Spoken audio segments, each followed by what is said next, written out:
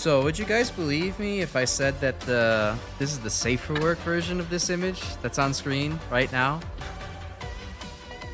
Well, I hope that you would believe me, because I'm not going to show you the counterfactual to that. There's no way I'm putting the worst version of this on screen. Oh, you're not surprised at that, actually. Well, great. Then you're completely used to you're completely used to our idiotic tendencies without having ever properly interacted with the both of us. Which, speaking of, yes, there's both of us. It's plural. Would you like to introduce yourself, sir? Hello, it's me, Dirt Nolk, the guy who draws things. Wow, that's crazy. I can't believe that you draw so many things. Yeah, I'm not. One of which is the character art you're using right now. Hi, it's me. I said that already. What's up? Oh god, he's waffling. He's waffling. He hasn't been on stream yet. Oh god. Let me switch over soundtracks here. But yeah, so like I'm excited. I hope everyone else is too, cause like you know, it's the 100 subs night. Like this is cool. I've been waiting for this for like quite a while. Or well, for a couple of weeks, and like I've been trying to build hype around it, cause like I genuinely think this is like, I don't know, it's cool. Like 100 doesn't feel like a lot in the grand the grand scheme of things. But like, I think it's like the first big milestone for a lot of people, and it can take people, like some people, many years to do this. But I feel like within, I mean, shit, it took what, like 6 months to go from 0 to 50/60 because they both happened at the same time, and then another 4 or so months to actually get up to 100. So like, it's good steady progress around here, and I don't know, it makes me feel good about doing this thing. But yeah, we have I decided to make today's stream layout showcase the various different art that the community has drawn, between contributions by Grimspecs and Prototype and Dirt Nolk over here. We got, you know, and also myself. We have, you know, Popoco Crash. We have the fancy art tablet holding Crash, Think Crash, the newest edition Spamton Crash, Friend Crash, Crash from Mag Mammal 3, and then the Crash Abyss. It's great. I'm happy with it, and it's so cool to see like there's so much art of me existing already, you know, for like a, you know, small blossoming community, right? Like, it's cool. Hey Chris, now your brain has been scarred by the image of you being pregnant. Yes, I've achieved psychic damage in the real world. Let's go. Can I get a big ups? Alright. So, yeah, we have both prepared some notes. I have prepared many notes. I have several pages worth of notes to go through with all of the, various pieces of, you know, concept art that kind of explain how Crash Icarus came to be. Just gonna kind of be yapping with some light music in the background, you know, as we go. And, you know, some chat interaction and stuff. Are you ready, Nolk? Yeah, let's go. Alright, sweet. So, you all thought I was going to switch to the next page. In fact, I was not. I still have more preamble. That was the pre-preamble. This is the preamble. Oh, brother. This guy sucks. Hey, Chris. All right, yeah, cool. Have fun with your exams. Do your best. So, I guess just our journey begins, as many other people's did, in 2019, actually. Yes, this is a long story. I'm trying to condense it as much as possible. So, back in 2019, you know, that COVID pandemic, it kind of hit all of us. We were all locked away indoors. You know, as a result, YouTube starts recommending Vtuber clips to the world because of all the extra time on everyone's hands. Makes VTubing seem like something interesting to take a look at. I wasn't really super interested at first. I kind of had that, you know, outside jadedness of being like, oh, this is just the next gacha game type grift. It's just like, you know, pulling in men to spend money with anime women. Not a great mindset to have as a first impression of anything, but given the fact that I like to actually challenge my bad preconceived notions, I decide to actually eventually click on VTuber stuff. I distinctly remember it was like Corona clips was my first kind of exposure to VTubing. And, you know, like, quickly I actually, like, get past that kind of, you know, crappy mental roadblock I had and start actually finding out that I really enjoy a lot of the people in this VTubing space, and, you know, starting out with Hololive because that's, I mean, I just mentioned Corona, connect the dots. But, you know, I kind of moved more towards indie streamers, and, like, this is really just, like, the first time a community has actually really ever, like, grabbed me mentally and, like, interested me.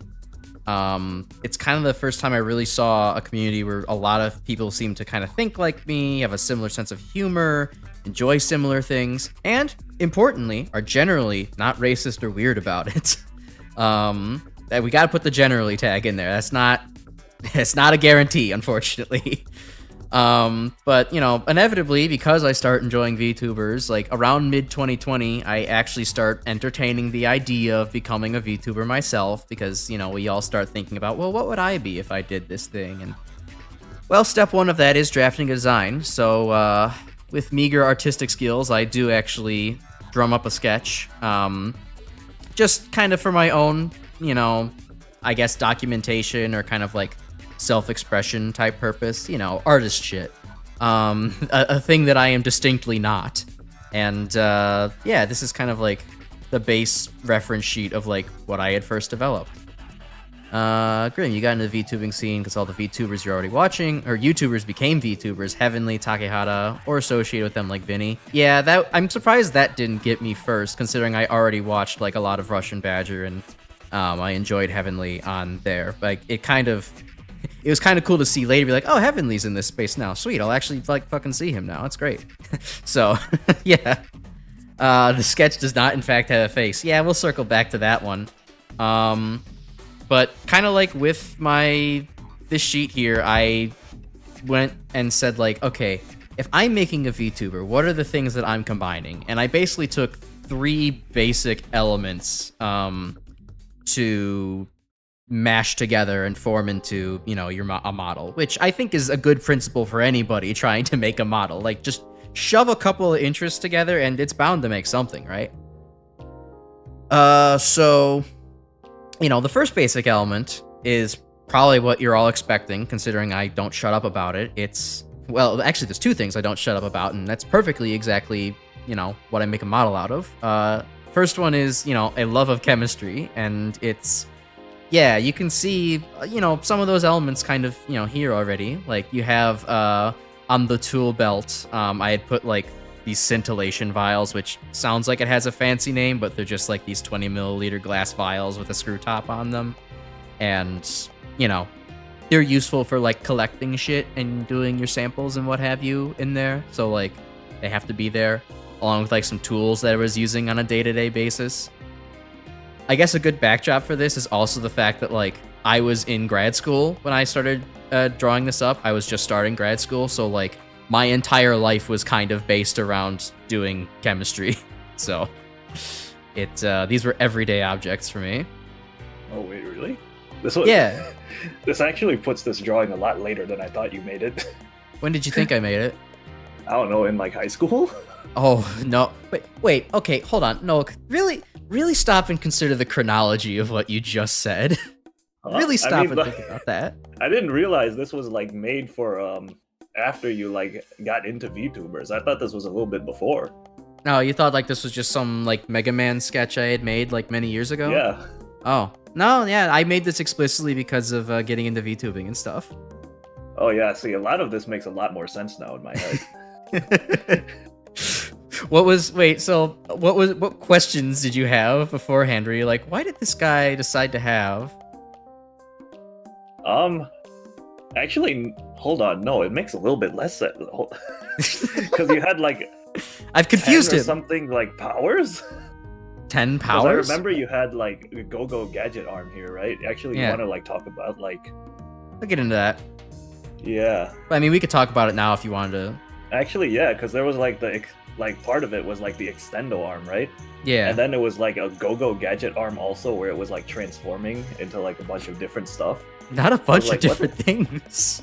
I don't, like, what were they supposed to be? Because, like... It was mostly, I mean, okay, so, oh god. So there was just, like, the So yeah, there's the extendo arm on one side because like me loving robot characters and stuff is like you know, I enjoyed like My Life as a Teenage Robot a lot because Jenny was awesome because she's a robot girl. And so it's like, okay, you know, I kind of like the whole extension arm thing that she has going on for her. But I also like putting it again back in the context of being in grad school. I'm like fucking shoulder deep in these glove boxes, reaching for like the top shelves with like all these hazardous chemicals, and like, please, God, let me actually grab this thing. Putting my whole ass body into it. And I'm like, it would be so nice to have an extendable arm right now so I could reach this shit. But there was that one, and then the other arm was like the more Mega Man coded thing, right? Like that's the Buster arm, and oh yeah, like that's basically just like this is the gun / sword thing, which we'll get into. But also like you can just change it into a hand. Like that's Mega Man coded for you. Oh, that might be where I was getting the Go-Go Gadget thing. It's not. I wasn't being like Go-Go Gadget. The air is now mayonnaise. I didn't have that power. I don't know. I was thinking it at some point. But yeah, this is still like in line with what I remember. All right, fair. Yeah, Grim was trying to tell me that, or Grim has a good point that you were trying to give me the benefit of the doubt. You're like, this is a high school drawing level. This is not, you know, somebody who's in his 20s drawing. Crash could certainly do better than this when he's 20, right? Yeah. Yeah. Go-Go Gadget penis explosion device. True. The other, so with the rest of the chemistry theming, you know, the other two items were like, one, we have the now iconic jewel, the little round bottom flask jewel that exists in my chest.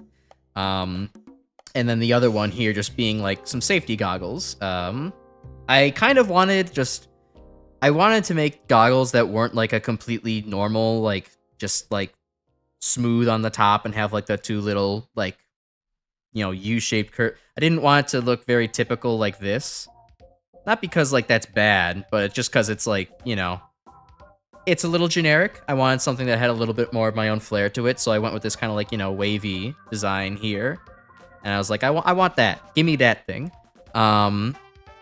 It may have turned out a little differently in the final edit that you currently see on screen right now, but you know, it's basically what I wanted. Let's see. Yeah, it's very Eggman instead of what we have now. I guess. No, Eggman wears like Eggman has like the actual goggles, right? No, Eggman wears like little thin things like these. He wears those like little pince-nez kind of glasses. Does he? Yeah. He doesn't have big goggles. I remember goggles somewhere. He has goggles, doesn't he? Or is it because of the Jim Carrey version that I'm thinking about? Oh god, don't fucking get that started again. We don't need to go on another Jim Carrey rant. This stream's probably gonna be like 3 hours long as it is.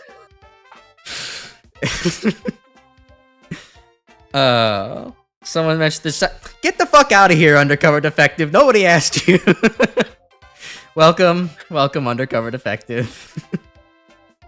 Wavy goggles feels like it would have been a bitch to draw constantly. Yeah, but, you know, I'm not drawing it, so, like, it's not my problem. Oh, wow, okay. He's, like, sitting in, like, the Discord chat hearing me complain about how I added so many angles to the goggles, and I'm, like, hearing this now, too, okay? Yeah, well, that's for the future. You heard Jim Carrey is my favorite comedian. You've been listening to Undercover Defective for too long. You need to stop listening to that guy. Don't you know he's the Prince of Lies? Hey, Alan.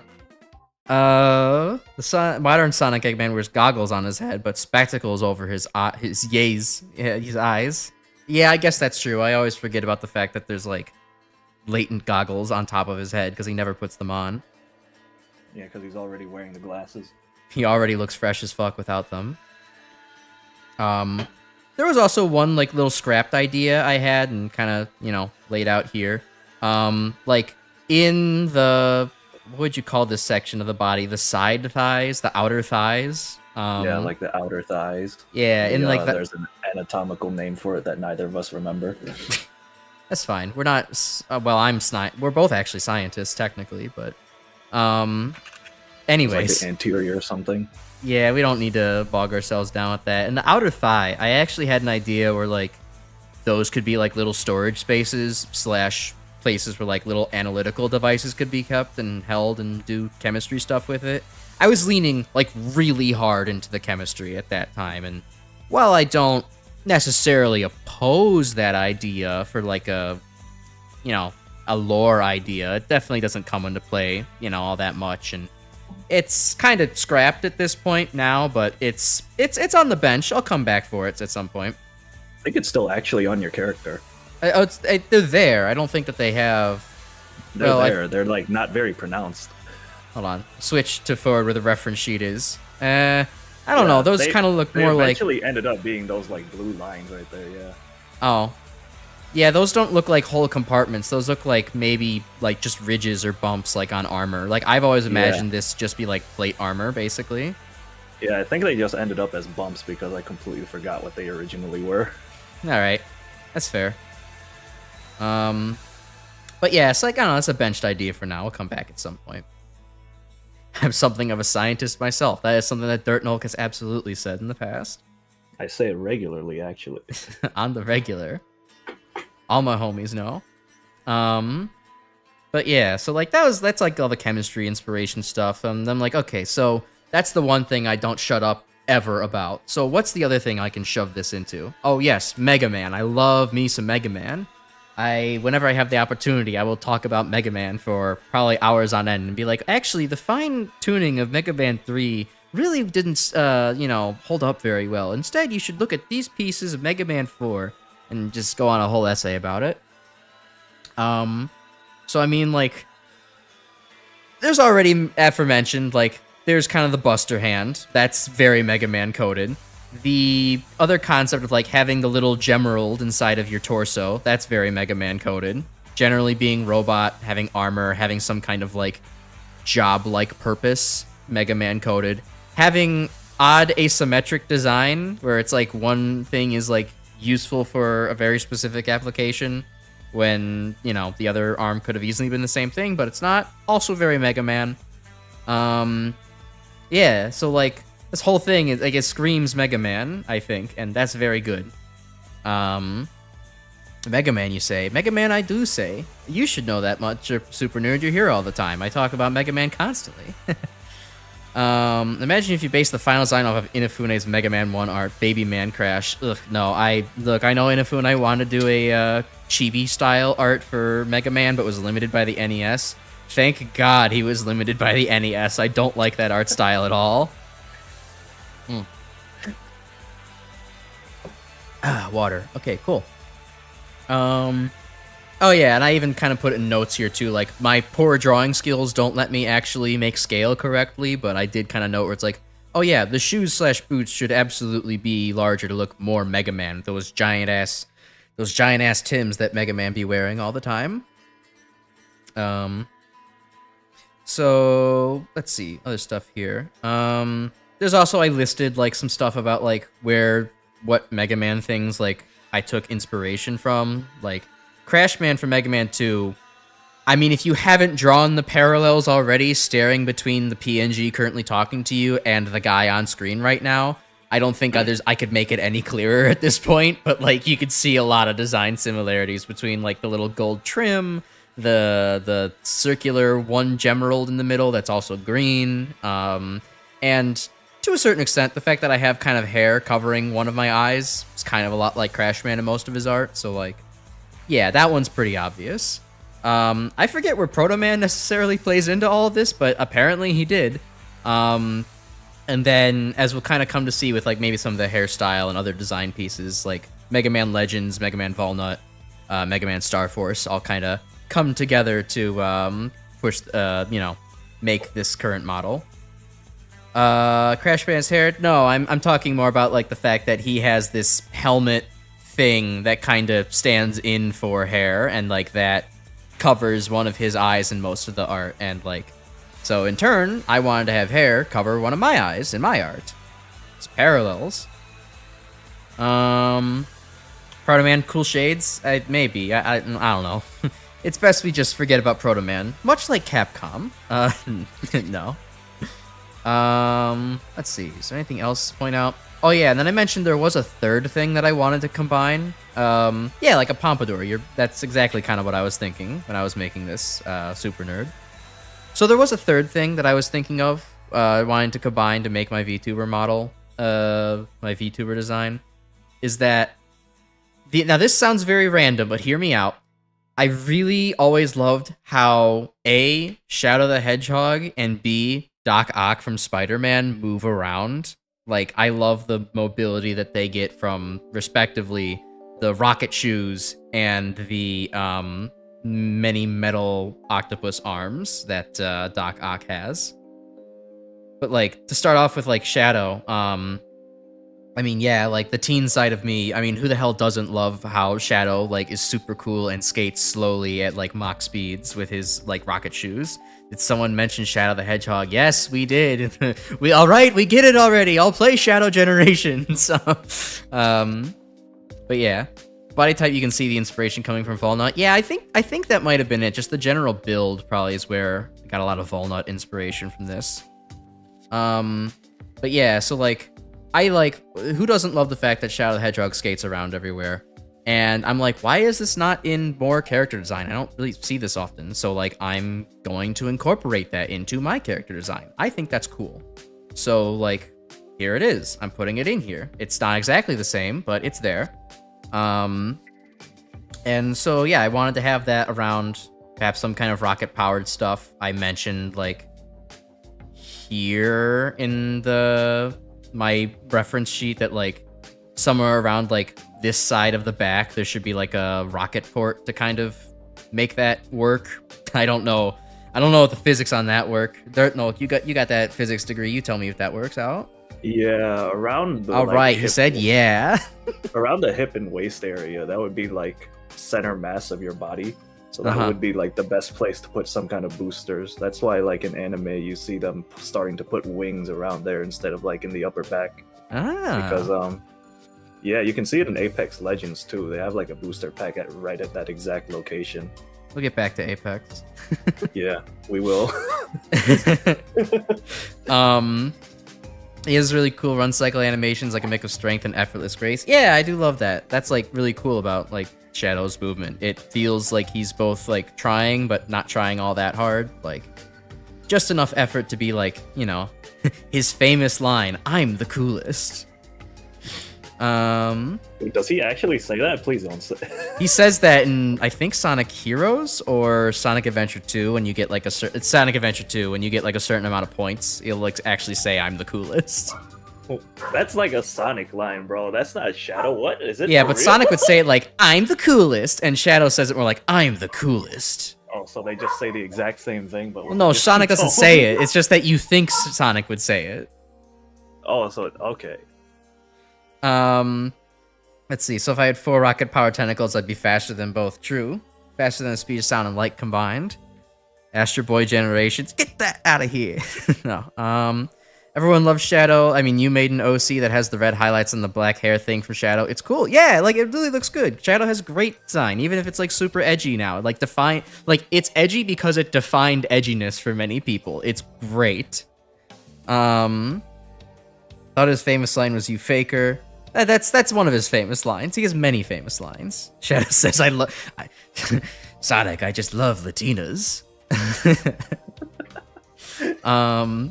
But then, yeah, there was the other thing with, like, I like the Dr. Octopus thing, so, like, I figured there should maybe be, like, kind of a square in the background of, like, oh, well, here's a bunch of different, like 4 ports to where, like, I could have, like, Doc Ock kind of, you know, tentacle things coming out in the back. I mean, look, I like the character, but I will admit, there was a big part of me, and still is kind of a part of me, that I don't like acknowledging, saying, like, wow, it would be so funny to, like, subvert expectations and, like, the whole tentacle hentai thing, and use this for, like, movement and fighting instead. Ha, I'm very original.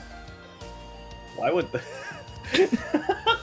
Why would that be subverting it? Fighting is, like, what it's supposed to be for. Yeah, but, like in the...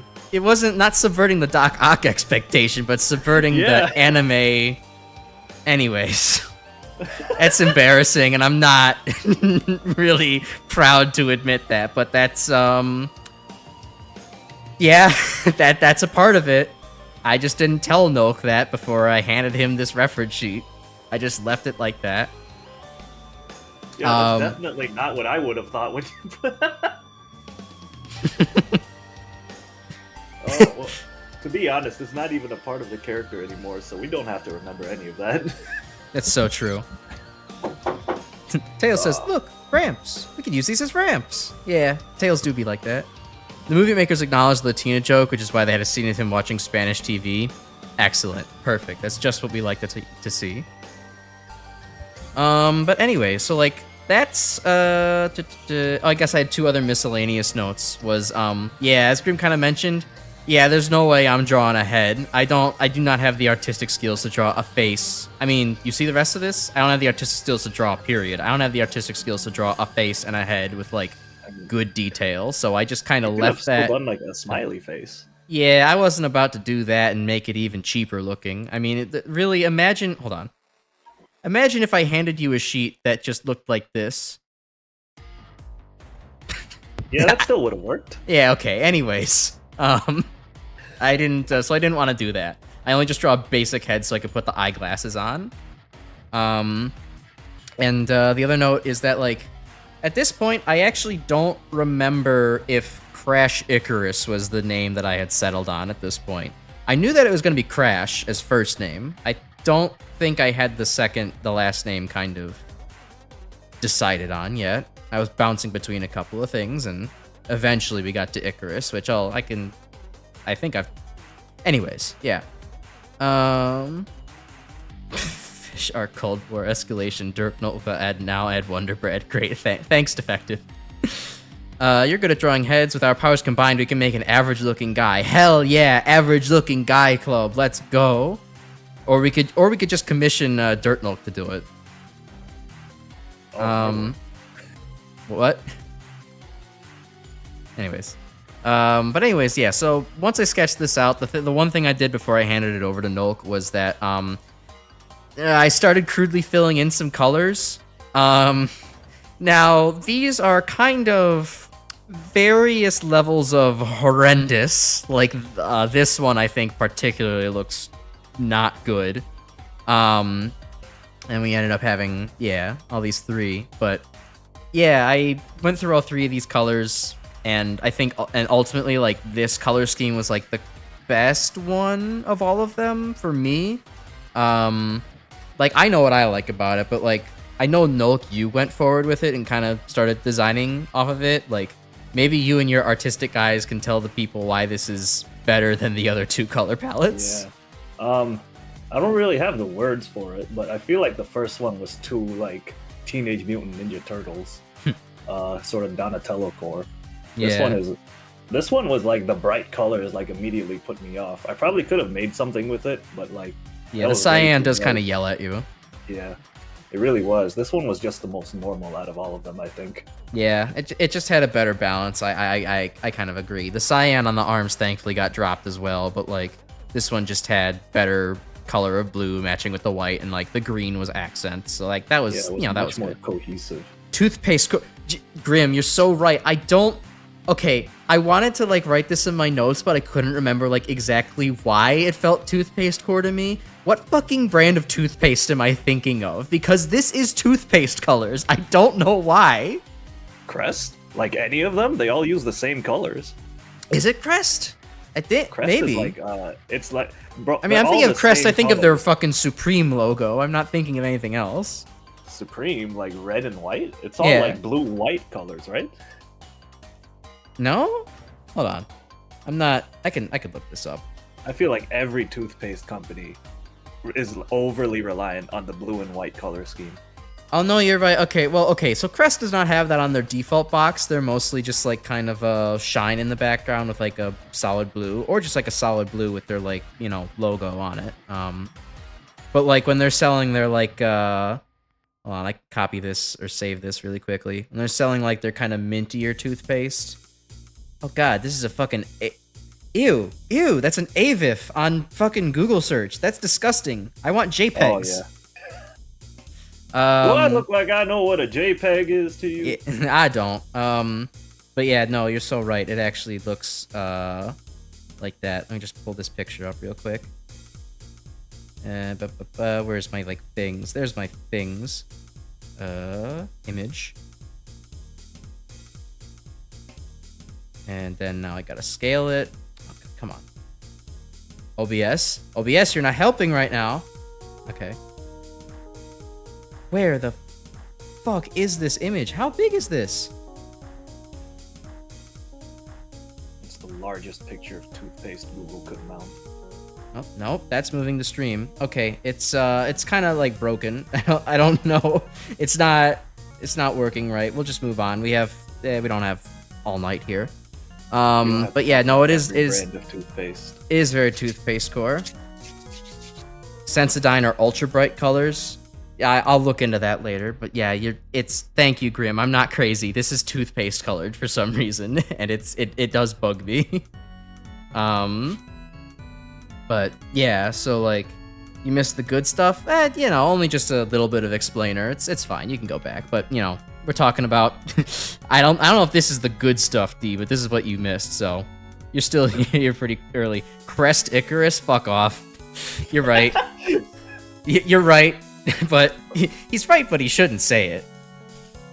But I guess the fun fact is that the color scheme I was basing this off of is actually off of this pair of real life swim trunks that I owned. I literally just color picked colors from this and used it to crudely fill in the lines that I had on the page. Oh, that's what that was. Yeah, I remember looking at the looking at the preview, at the old reference images before the stream, and I was like, why do I have this picture here? Yeah, so I sent this to you a long time ago, and I was like, this is where the colors are coming from in my mind, by the way. I wanted some kind of sea oceany colors, which actually I kind of wanted because correct me if I'm wrong, y'all, but back in 2020, early 2020, there weren't a lot of, if any, ocean colored or ocean themed VTubers back then. This was the pre-Gura age. There was no sharks everywhere kind of thing. Oceanic kind of stuff was new. Plus, it was also I wanted to break away from the red and black color scheme that was kind of dominating my life. You can see my broke-ass pair of red Sony headphones in the background there, so yeah, there was kind of red and black everywhere in my life. I'm like, I should probably choose more colors to work with. Thanks for the compliment. Those trunks do look stylish. I do like these a lot. I don't remember if they still fit me, but I think I still have them somewhere because it's a funny story. Now we're in a post-Gura age. Yeah, that's alright though. It sucks. I'd like to sympathize with everybody. I moved on from Hololive a long time ago, but my condolences to anybody who really enjoyed having Gura around. You stole the red and black color scheme for yourself despite my mascot having mostly blue. Oh, sweet. We did a Shadow or Sonic switch. Epic. Let's see. What else did I want to say about the colors?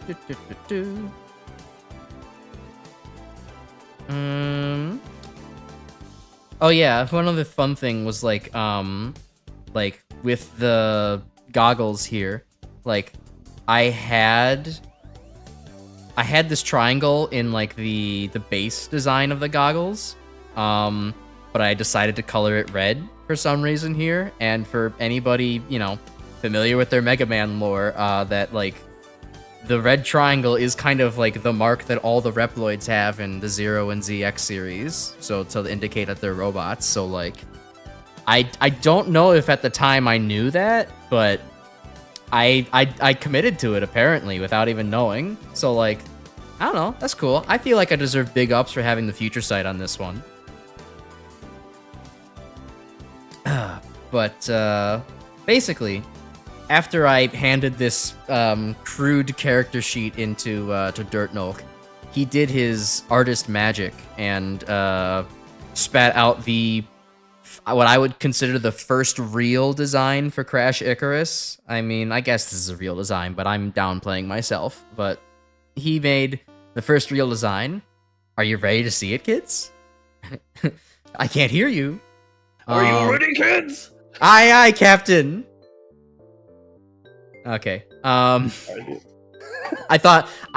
I'm sorry, I thought you were going to scream at the top of your lungs like you're wont to do normally. Oh, right, yeah. Well, we can't go back to that. Hold on. Yeah, it's already too late. The moment has passed. Back to work. What are you the captain of? Yeah, what are you the captain of?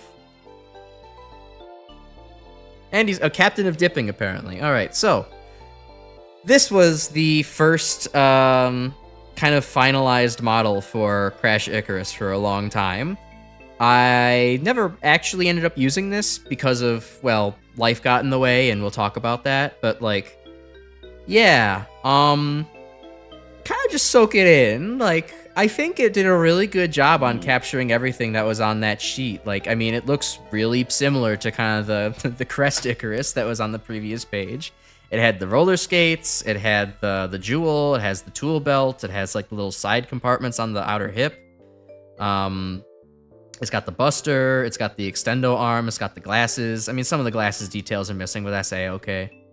And then it has, like, you know, a head. A head's been drawn on this. Wow. So, like, I was pretty proud of this, at first. First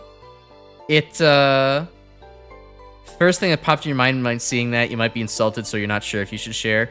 Share it to me in DMs first, Grim. I'll check on with that before. Yeah, I don't have very charitable thoughts about this drawing either. I sort of did it, like, exactly one-to-one with the reference that Crash gave me. So, I didn't put much thought or, like, challenged a lot of the ideas that was, like, on there. So I ended up with something, like, really weird looking for the cannon arm. It looks like a huge bulbous tumor. I mean, they kind of do look like that in the regular Mega Man world anyways. Yeah, I think the redesign really did end up looking much better than this. Yeah. Alright, so I have no idea what character that is, Grim. So I can't really comment on it in particular. But we'll come back to that. Can I see it? Yeah, hold on. Dirt Nolk, you might be able to interpret this. Hold on, I'll wait for that while I get, like, some shampoo. Be right back. Okay, well, I already sent it to him. Polka Dot Man from Batman Brave and the Bold. I am not sure why I would be insulted by it, but you're actually kind of right on the money. I hope to repeat this once Nolk gets back, because I want to hear his opinion on it. I think he agreed, though, in the past. This is very much Saturday morning cartoon Crash Icarus.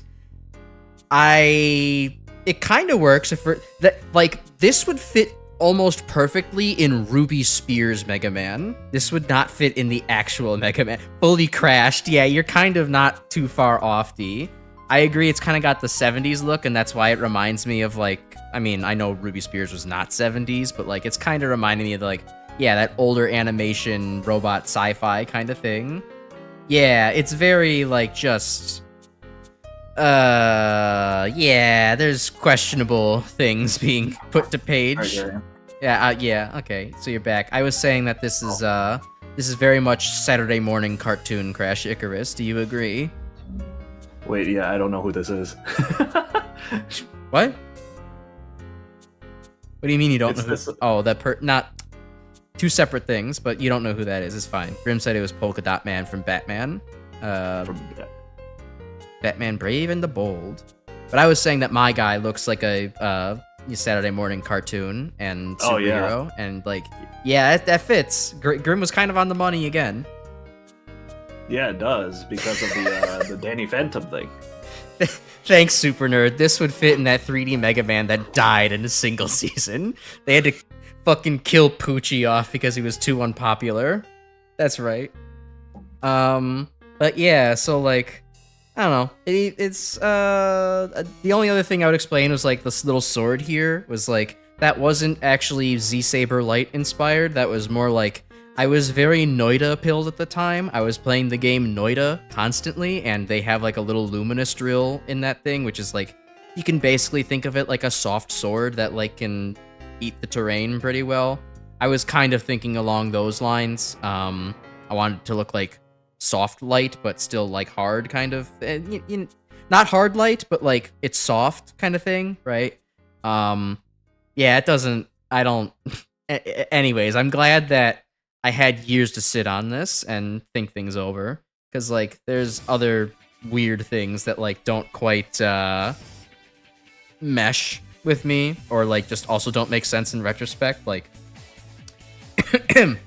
you can kind of see that like there's no way that this Crash should be able to like stand because like his center of gravity will always be backwards relative to the wheels, like he's leaning back constantly.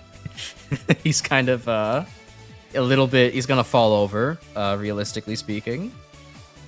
But yeah, so like this was where the model kind of sell it to antivirus software. Like what's that shitty one that Joel ripped on for a long time? It's like that. Yeah, so I sat on this design for like a good couple of years because Protogent, there you go.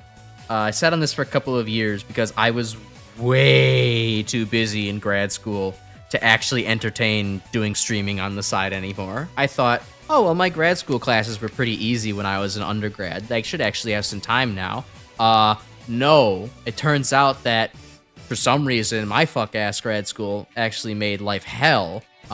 So I had no time for anything anymore. And so this had to sit on the back burner. But, like, yeah, I am glad that I sat on this for a while, because while I appreciate you, but man, this does not reflect my fucking vibes. This is corny as hell now, and like it don't quite work. Yeah. It's better being an old design rather than a used one. Yeah, like this fits perfectly as like concept art. Yeah, it's not quite there yet. We all have to go through a couple of iterations to get to what we actually want. But yeah, I guess also as Nolk kind of mentioned in passing, and we'll see on the next image, that like the hair was kind of like a cross of inspiration between Timmy Turner, which I do believe that I had wrote somewhere. Yeah, I wrote here. Hair needs to be Mega Man Star Force in the back, Timmy Turner in the front, and Nolk delivered on that very well, I gotta say. If you did have this avatar, you'd have to speak with a filtered voice, like an old-timey filter. Don't worry, Dr. Wily, I'll stop you. Yeah, I know what you mean. It's that old cartoon kind of vibe is perfect. Maybe if you do a retro stream with a radio filter, it would be a good model. Maybe if I do an April Fool's stream where I'm like transmitting live to you guys through a ham radio, I'll put this on. You used to have an OC with Timmy Turner hair for some reason. Hey, I can't blame. I like the Timmy Turner hair. It's like funny. I think it's cool.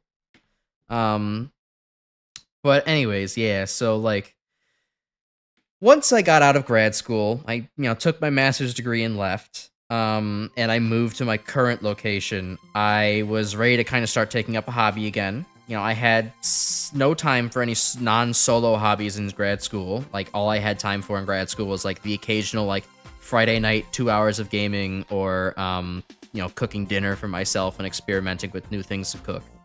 And like, while that's cool, it doesn't exactly enrich your life with new people. So, instead of picking up a real life hobby to make friends with in the new city where I'm still basically alone, I decided to pick up the idea of becoming an e-boy instead. And decided that, if I'm gonna go back to this whole VTubing idea, this guy's gonna need a redesign pretty quickly. So I actually looked back at our old chat logs, and back in October of 2023, so 3 years later, I had another discussion with Dirt Nolk about like, hey, this boy needs a redesign, and this was overall what you had gotten from our discussion. Let me look at my notes here. Yeah, this is a little bit self-explanatory with all the notes I have on here. But a lot of these notes were based on the conversation we had then. And let's see. I think... Oh, this is where the Go-Go Gadget thing is. Yeah, it was the arm with the weird telescoping thing. This is, I think, your first time you mentioned Jenny from like XJ9, where my life as a teenage robot came from. So I was like, okay, that makes a lot more sense than like this telescoping arm thing. I mean, to be fair to you, I wrote telescoping arm originally on here. I said like a radio antenna. So like that's what I told you to do and you did it. And then I realized, wait, this looks like ass. I could do something way better. And way more flexible. And then I was like, right, Jenny exists from My Life as a Teenage Robot. Yeah, do that. Copy her arm. But yeah, the overall goal with this was like, let's remove that Saturday morning 70s cartoon vibe and actually do the Mega Man vibe a little bit better. There was also some awkward things to go, like with the roller skates, like the wheels are kind of comically tiny and they don't really define the character very well. So like that needs to get iterated a little bit. And then,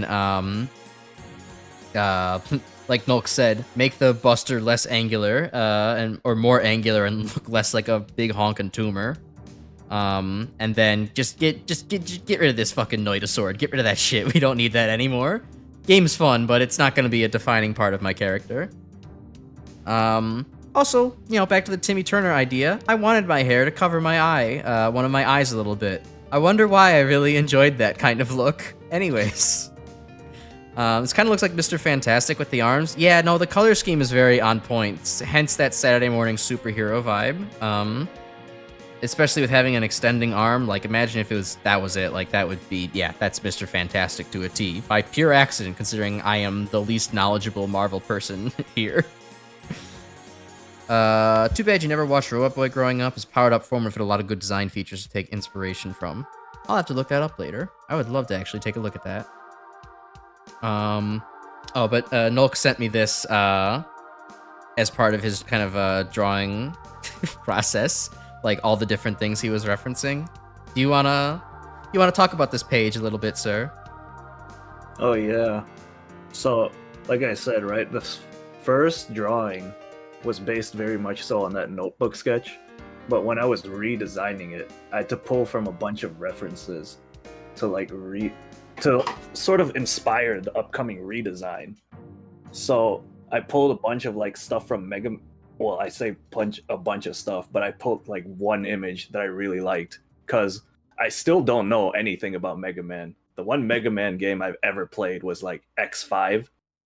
So any kind of like Mega Man inspiration was just random images I found off Google, and I found that one. I don't even know where that's from. I'm not gonna lie. That's Mega John. Mega John. I don't even know if that's a joke or not. But the rest of it was mostly Apex inspired, actually, because I was like a big Apex player at the time I was doing this. That's actually Lucio from Overwatch down there at the bottom left. I was wondering who this was. I was like, is that an Apex character? Are you fucking kidding me? It's like, no, it's actually Lucio. I think that's worse, actually. Yeah, because I know you were talking about what was it? It was kind of cool and fresh when Shadow did it. Yeah. Back then, but in like the modern era, like today, the modern time, skate shoes are sort of like everywhere. Yeah. So you can just sort of like look up characters from any kind of sci-fi property IP, and you'll just find some random guy doing it.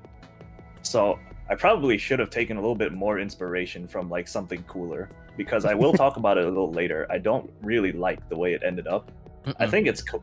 I think the shoes need a redesign in the like current model. Interesting. We'll have to visit that at some point.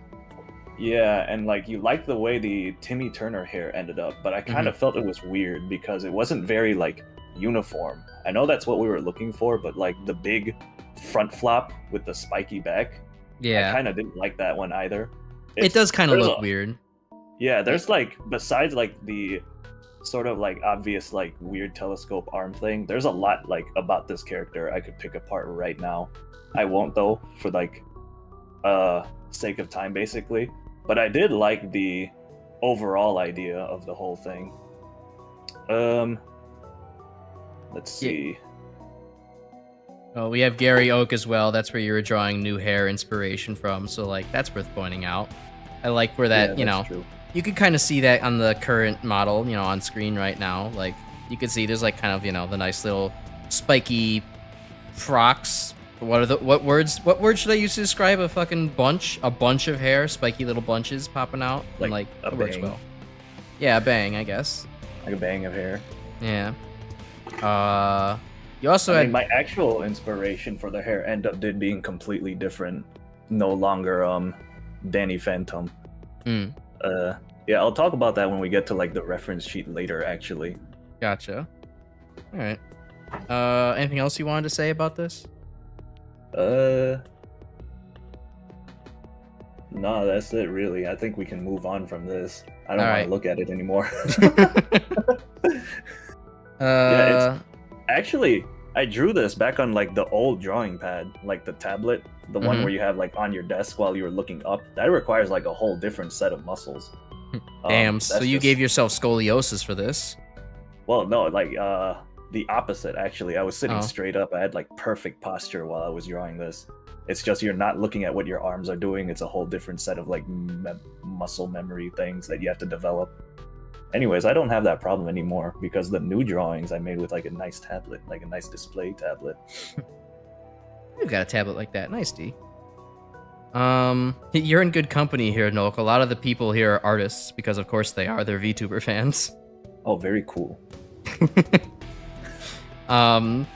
So before we get to the good stuff, we have the next iteration of Crash, which, man, Nolk, I love you, but what the fuck? What was this? This was a step backwards. What fucking nut pack were you smoking to draw me as an Apex femboy? Like, this was not it. I was playing a lot of Apex. That was basically all I was doing for a while. See, Griff, thank you. I'm not crazy. That's a femboy. He says it. He confirms it. And like for me, the part where it's like I didn't play Apex, but like I just knew like this is Apex coded. I don't know how this is Apex coded. Like the only thing from Apex that I can definitively like recognize the fact that like the little neck Like a collar here. thing. Yeah, that's from like Gibraltar. But like outside of that, like this just felt like so Apex and so wrong. I think my main thing was I wasn't drawing a lot of dudes even back then. Yeah. So like I was like struggling, like I've drawn females only for the past like 5 years. How do I draw a guy again? So like a big part of it was like trying to fucking figure out how to draw dudes again. And that's like sort of why the pink hair ended up the way it did. Not even like really pink, like a weird purple Lavender. shade, lavender. Yeah. Yeah. And then I kept like the nasty very bright green Colgate color. This is reminiscent of like those fucking shoes from the 70s where it's like they had like, you know, fish in their shoes, but instead of a glowing blue light, it's a fucking glowing toxic green. Yeah, it's I think it was a very strong overcorrection from the last image is what this was. Yeah. Yeah, it swerved hard in the other direction. Because I can see, like, even in that other sketch I made, I actually really like that other, like, non-complete sketch, that stickman drawing to the left of it, a lot more than that one. Yeah, I mean, you could see where it's like there's pieces that kind of were more... You had a great idea on, like, the stickman, and then you tried to translate it to this, and you were like, the Apex brainworm decided to take over and, like, influenced you to do something else. Yeah, very nasty. Anyway, I made like 5 iterations of it, and I don't think you liked any of them. Yeah. Oh, you're right, Grim. We found XL. So, Nolk, for context, there was I was playing Mega Man X7, and we landed on the fact that because my dad had originally wanted to name me Axel as one of the possible names, we eventually derivatized on that statement long enough to determine that my trans girl name will be XL. So this is XL, I'm pretty sure. Maybe. XL. I don't know. XL. Anyways. But yeah, I mean, you kind of got like a cool alternative name. My mom would have named me David. Oh, damn, that does sound suck. Man, fuck David. Any Davids in the chat? Get out of here. It's not a bad name. I had a classmate I really liked. Oh, that's good. Named David, I mean. Yeah. Anyway. Anyways. Yeah, you can see, like, at some point you did mention the black and red color scheme to me that I tried out. I kind of do like that still. Yeah, the black and red color scheme works the best with this design. This I think you atrocious just didn't like design. The design at all. No, I hated the design. Like, I have yeah. all the bullet points here of things that I wanted to complain about. But like the thing I think that makes the black and red work well is because it doesn't fucking clash with the lavender so badly. It actually complements it kind of nicely. Yeah, you're right. Meanwhile here it's like blue on light purple is like I'm not sure, something's wrong here. And the green also looks a little bit nicer with it being like this prevalent too, you know. Yeah, you're right. It's more like NVIDIA colors. There's some kind of force going on here. I'm not sure it's the GE force. But yeah, just kind of, you know, running lists. Like we already talked about hair color not on point. The hair didn't cover one of the eyes. Well, okay, it sort of covered the eye, but not really. The flask, the flask turned from a round bottom into being shaped like a nutsack, and I'm not sure that was the best decision. The glasses also became perfectly fucking square, so like that was a little bit of a downer.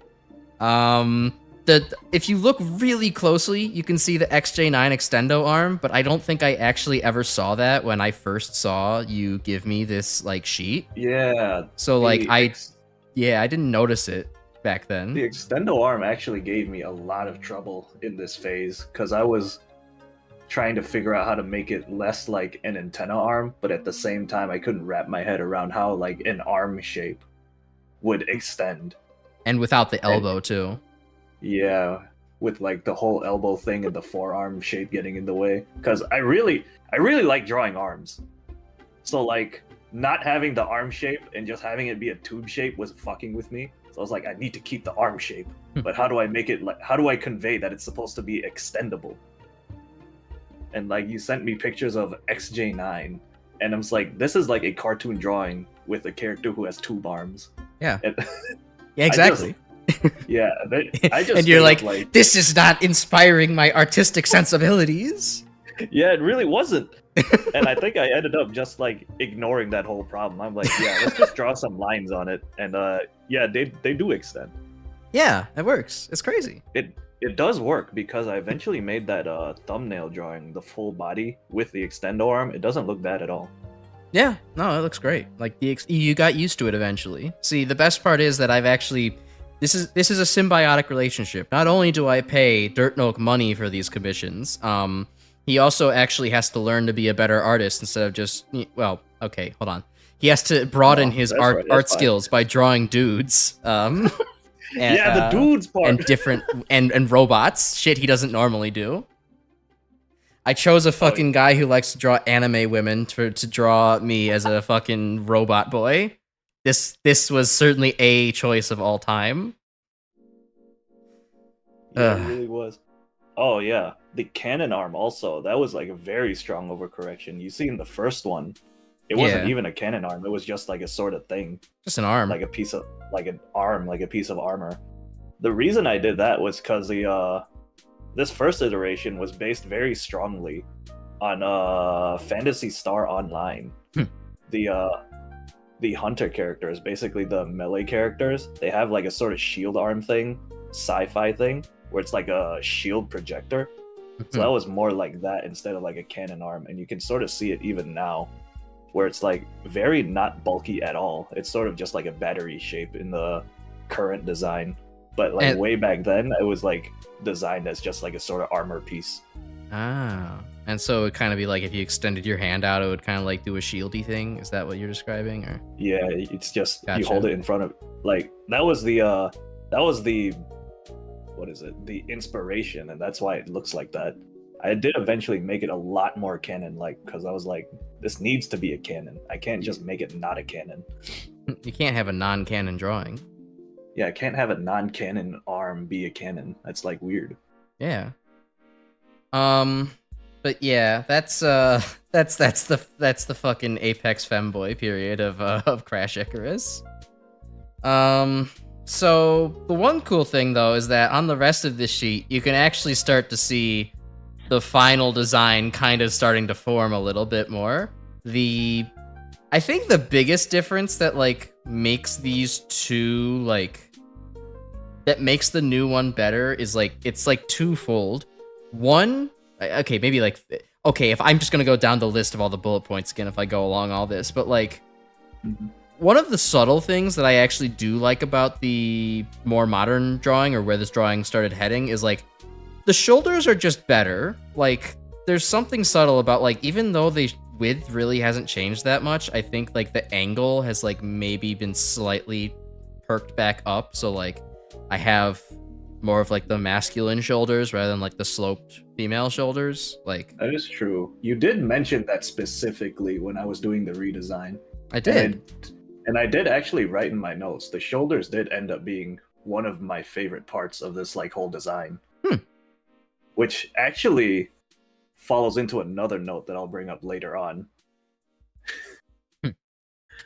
Well, but yeah. So we had like the little, you know, up design forming, fixing a lot of things that we just kind of complained about for a little while. And a couple of days, I think, later, Nolk got back to me with multiple different drafts of the boy we're kind of starting to see today. So, I mean, you can obviously see it kind of goes from left to right, but like, is this where you wanted to have comments on the shoulders thing, or is that the like for the full reference sheet? Oh no, the shoulders thing will be for like, I want to talk about like ideas I might have for like a redesign later on down the line. Okay. But like, I definitely kind of want to keep the shoulders in there. All right. But yeah, so talking about these now, yeah, the design should definitely start looking more familiar. The Crash Council judges me. Yeah, we have we have some things to say about the designs that we just saw. This is no longer acceptable. But like, so I think the best part about this, and I know that Nolk has comments about wanting to redesign these now, is that you can actually see the roller skates, the iconic roller skates that you, the viewer, cannot see on my model because I stream from the waist up. But I know that they're there now, and so that makes me excited. I would try to show it right now, but well, I'm afraid that I'll break PNGTuber Maker again, and I don't want that to happen, so I'm not touching it. But I will say, yeah, the boots were probably my least favorite part just because of that reason. I was like, why do I have to make these boots if no one's gonna see them? They have started, they have really started to grow on me though. That's good. To the point where I want to redesign them completely. Wow, I really love these things. Let me completely strip everything away from it and make it like new again. Yeah, but that makes sense though. Like if you really start loving something, you start to see like, oh well, you can improve this thing a little here. I do this a little differently now, and bada bing. Yeah, it's my whole like heart wasn't into it when I like first designed it, and that's like the main issue I have with them. They just sort of feel weird to me. The rest of it's like the upper half at least. I put like my whole thing into it because I knew this was like the part that most people would be looking at, like the shoulders and up. That's probably why they ended up being my favorite parts. Even fair. Oh man, the chest plate. Oh yeah, the chest plate. Yeah, the chest plate. I still like it. I think I probably should have gone with more of like a crop top jacket look, or at least try to experiment with it. So a little bit like the 3D model I've shared in our Discord before, yeah. Yeah, yeah, just a little bit. Nice. I think it was I had pulled up some like pictures of one of the Mega Man games, the DS games, I think. Oh, sweet! That's like perfect. That's like literally what I'm basing my things off of. Exactly. It had like the sort of like crop top jacket thing going on where it was like super thick, so it still looked a little bit like armor. Yeah. I think that's what I wanted to go for, but it still ended up being just a chest plate.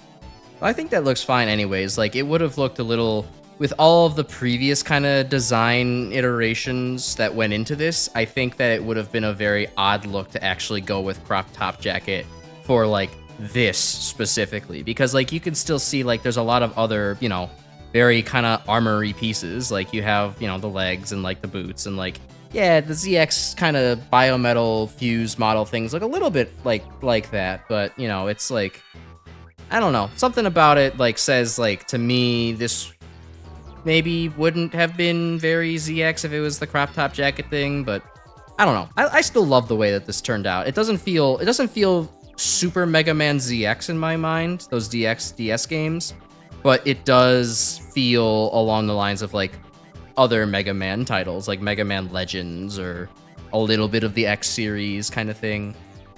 Yeah, you're right. I was trying like my best to not make it obviously a Mega Man character, even if like that's the first thing you would think of when you looked at it.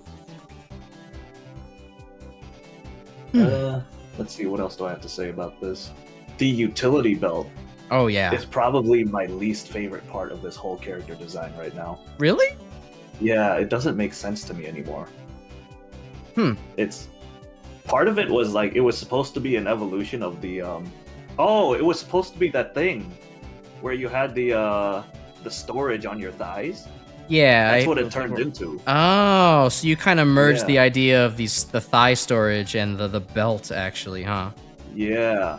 But then what it ended up was I like drew on giant freaking metal containers on your hips, and whenever I look at them now, I'm like, what are these supposed to do? They're supposed to be metal, but at the spot they're in, they'd have to bend every time you move.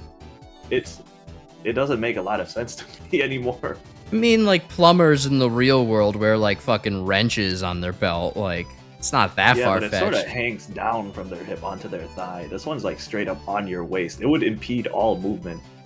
If you like wore this and you tried to bend over at any angle, it would just jab right into your spine. Well, I suppose it's a good thing that I don't move around very much as a PNG model. Yeah, the PNG, you sort of just stand stock still. Yeah, with these cold, unfeeling eyes blinking every couple of moments. Yeah, I overall do like the fact that this was the iterations like you started going for. Like, the wheels on the outside to me were like really cool on the roller skates type of thing. I hadn't seen somebody like think of it that way before, and like to kind of use the hard light design with it, so that way it like matches the glasses being hard light too. Like, I think that, you know, looks sick and kind of ties the two parts of the model together really nicely. Plus, like, you know, the overall body shape kind of just started to feel a lot more Mega Man. Like, oops, YouTube auto-stopped my playlist. Fuck you, YouTube. Yes, I'm still listening. And kind of like Grim says, this feels something a little bit in between Mega Man Zero and Mega Man ZX. Like, it feels like it kind of takes a lot of different pieces from all things Mega Man, and you know, while it doesn't squarely put that in any theme, I think that that's fine, especially as like a starter. It's like, yeah, I do Mega Man stuff on my channel. Look at me. I'm like kind of vaguely multi-Mega Man timeline. It looks good. So I like that this is where the design went. And like, plus towards the end of like all the iterations here, you really started to come up with the really iconic stuff that I love. Like, you also kind of got like the little highlights on the hair tips. Those were nice to kind of like give that spikiness, but also not make it so like weird that it stands out. Like, by drawing more attention to it, it looks less strange, and I think that's cool. I will say that ended up being my favorite part when I was making this. I feel like I forget about it all the time now whenever I'm drawing your character, like Crash. Yeah. It's the reason I added it in was because of that thing I said where I needed to add more focus to the top half of your character, and I felt like the reason why I hated the skate boots, okay, when I first made this, was because it was going against like everything I was learning about character design at that moment, where it was you have to put focus on the parts people want to look. Yeah. So I was drawing the flashiest part of your character in the first iteration of this was the big skate boots and your chest. And that was like pulling everyone's attention, or like my attention at least, downwards.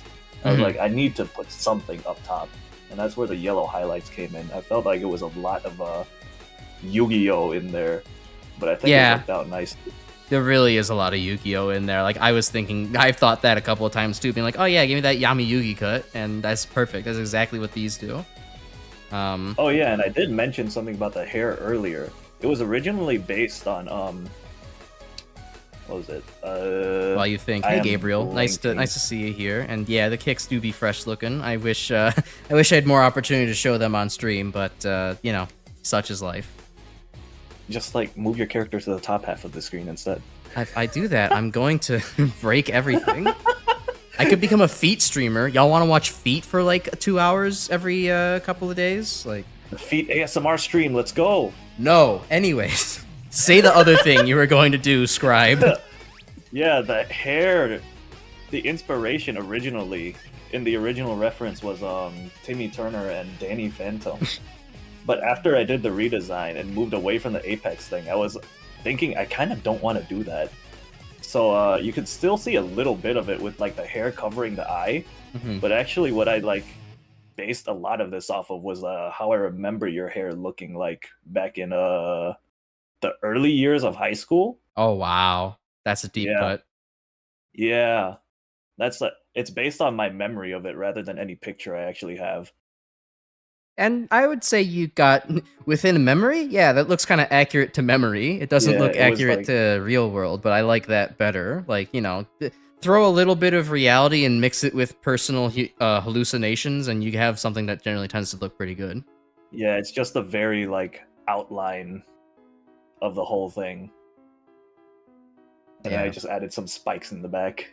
Pikachu style spikes. And I think that the Pikachu style spikes really add something to this. Yep. Crash's stream setup is like a Microsoft Word doc. I mean, yeah.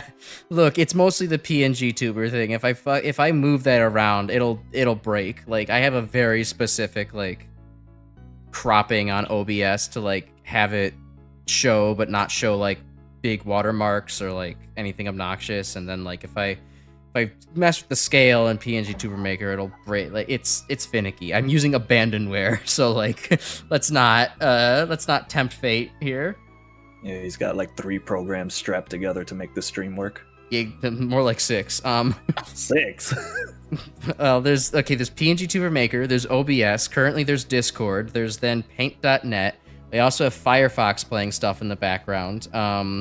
And I have a Word document open for me to read off of. So yeah, that's 6. 6 is 6. All right. Whatever the hell that means. Anyways, but yeah, so like I like a lot of the things where it's like, oh, you get like a lot of the green dots, they also condense a lot more too as the iterations go on. So it's like they draw your attention more rather than just becoming like background noise. And I think that's cool. The only things that really didn't make it from this sketch of the model into the current iteration is like the yellow accents on the bottom of the model, the legs and the feet, because those were a little bit distracting.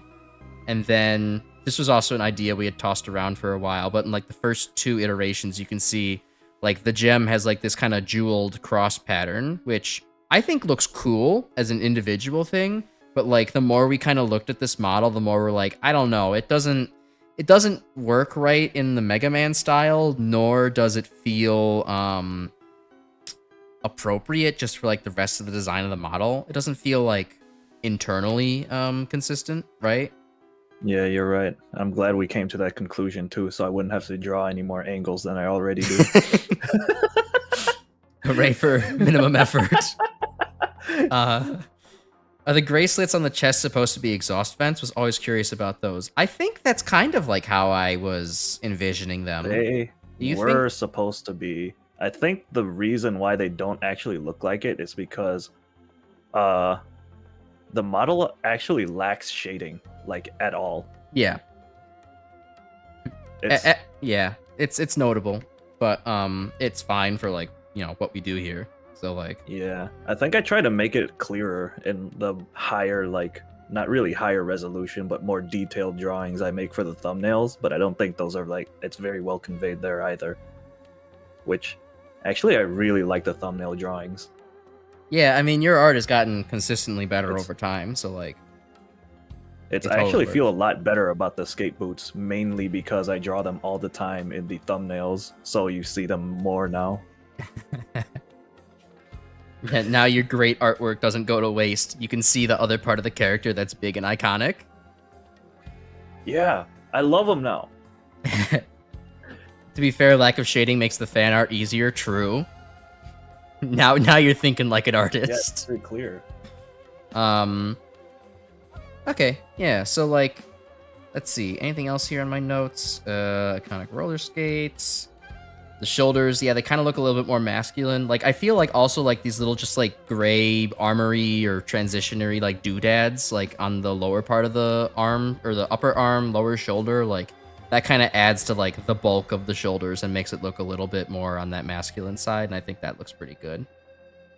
What other things? I know you kind of said you didn't like the tool belt because of like the impracticalities, but like going from this model where this iteration where there's no belt buckle in the middle to this version that has a belt buckle, oh my god, that ties everything together so fucking well. That is such a good decision, a small thing that just makes it all work together. Yeah, it really needs to be there. But those big metal things in the back, I need to figure something out for those. You have time.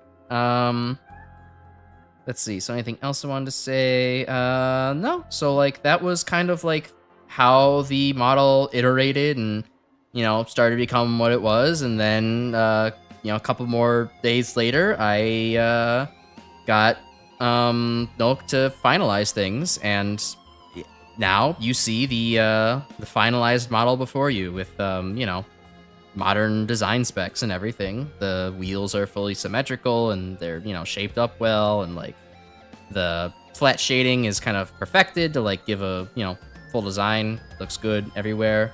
And then a couple days later, I don't remember how many days later, maybe months later, I was like, Nolk, hey, can I also get like a full reference sheet too, in case I need to commission anybody else to draw your shit? And he's like, sure. And he gave this to me, and it was good. He has to. Thank you, Grim. Grim. Jesus Christ. No ass. Come on. Grim, you are, I swear to God, coming close to be best friend territory. We have a psychic fucking link right now. That's like 3 for 3. You've thought the exact same fucking grievances I've had this entire time. He doesn't have an ass. I told Nolk, where is the ass? This is a fucking Hank Hill ass. I look like I have negative ass. I told him, yeah, give me some more cheekage. This was the best he could do. This was originally completely flat shaded on this fucking backside of the model. And I was like, where's the ass cheeks? There's none. And he's like, you don't really need those. I'm like, yes, I do. Give me some ass cheeks. I need to be poppin'. And this is what I got. And that's fine, because no one ever sees the backside of the model anyways. But like, I swear to God, every single time we go through an iteration of, yeah, hey, Noah, could you like draw this? And this is my commission. This is what I want for the thumbnail. He's like, and he draws it. I'm like, yeah, could you give me some more ash, please? Can you stop depriving the people of what they want? Don't worry, all the thumbnails, you're caked up, bro. Yeah, it's gotten better. You're caked up. This one, we'll have to redo this with the ass included. There's leg and then there's top of leg. Yeah, you're so right, D. It doesn't even hang down. I don't got butt fangs at all. Oh. Yeah, we're gonna have to add some meat there and crease it. Oh, my music. This has like a... Okay. But yeah. This bro's ass is so small you could run it on an NES without sprite flicker. Yeah, that's not accurate to the Mega Man story. That's why we need more ass. And waiter, more ass, please. I couldn't agree more, Lloyd. It's okay. He's robotic. These parts can be changed out. Ass implants. 5 billion screws. Don't make me pull out the images where the ass is actually on display. Those are a little too spicy for this stream. But yeah, so like that's kind of how we got here, and I have the thing for reference, which has come in handy for like posting in the fan art channel, giving people something to reference, Grim helping me out with all the edits and drawing new things in my character, and precisely no one else, because I still haven't reached out to like strangers on VGen or Twitter or whatever. And so now I have a model artist that draws mostly big booby anime women in his spare time, and no men and no robot men and no robots to drawing my fucking model. But it's okay, because like he's like a friend of over 10 years, so like that's how things go. Yeah, I probably should have included more notes on proportions rather than whatever the heck I put on here in the first place. I don't know. Yeah, because usually these reference sheets, the higher quality ones from like actual companies, they include things like proportions, like especially for animation studios, they'll like write things about how the hair should probably cover the eye, because you can see this like side view, right, where I draw where the eye should be underneath the hair. I should have probably added a note that you should not be able to see the eye through the hair, even like in this from that view, because every time I've drawn your character, I've been very careful to only draw the eye under the hair instead of doing the anime thing where you see the eyes even underneath the hair. Nolk, I have tragic news for you. I think you need to relook at the thumbnail. I think I like this stream. I've broken that rule several times at this point, but it's you shouldn't be able to see the whites of the eyes through the hair. It's fuck no. Bro's career is over. I have destroyed it. My boss is going to kill me. Mr. Professional Artist. That's okay though. We're all human. We all make tiny little mistakes. The tiny sliver of white that'll get me fired. Well, Nolk, you've done absolutely wonderful. You've made several commissions all on time and with well above many other people within this year's performance. You're still fired though because you let the eye shine from behind the hair. Nah. I don't know. I still think that the reference sheet is overall good. I think the only thing I don't like about the current model is just that like the hands have no detail. They are just polygons. Like there's not even like fingers or anything like that. Yeah. But I mean, I don't know. Overall, I still really enjoy what happened with like you know, this art. Like it's, you know, I complain a little bit, but it's mostly just because I'm still stuck in PNG land. Like I really do love the way that this model married those three key concepts of chemistry, Mega Man, and like funny Shadow the Hedgehog kind of stuff. And, you know, I still really have fun with, like, this as a character. I love seeing people draw it. I love seeing you draw it. It feels like very much a, you know, a side of me. And I really, I don't know. I still have a lot of good feelings for this. Yeah, it has also grown on me a lot. Interesting thing about the PNGTuber, though. Yeah. I think I mentioned this when I first made it, but the files for this actually are layered in a way that we could throw it into live 2D. We could throw it in live 2D, and with the work in there, we could just make it a live 2D model straight from the files we already have. And you're telling me this now? I don't know. Neither of us know how to use live 2D. That's fair. That's completely fair, actually. But it would have been a fun avenue to think about. Oh well, the VRoid model is on the way, so, you know. Although that being said, so as many of you kind of know, the 3D model that I keep teasing and talking about will be a very unrelated design to this one. Like, it'll basically just be a complete overhaul, like, almost unrecognizably different. Like, there's a lot of things that, like, if I had infinite time, I'm going to carry over. Like, okay, as I've kind of mentioned before, let me rephrase this.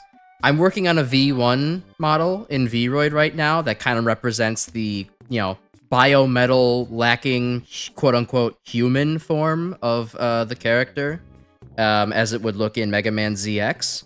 And because of that more civilian look, it lacks a lot of the iconic pieces of this. It doesn't have the, like, the glasses. It doesn't have anything approximating rocket roller skates. It doesn't have, you know, the armor. The color scheme is different. You know, so, like, when the VRoid model, the first one, eventually drops, it's gonna be kind of a drastic change. And I hope that everyone kind of gets used to it.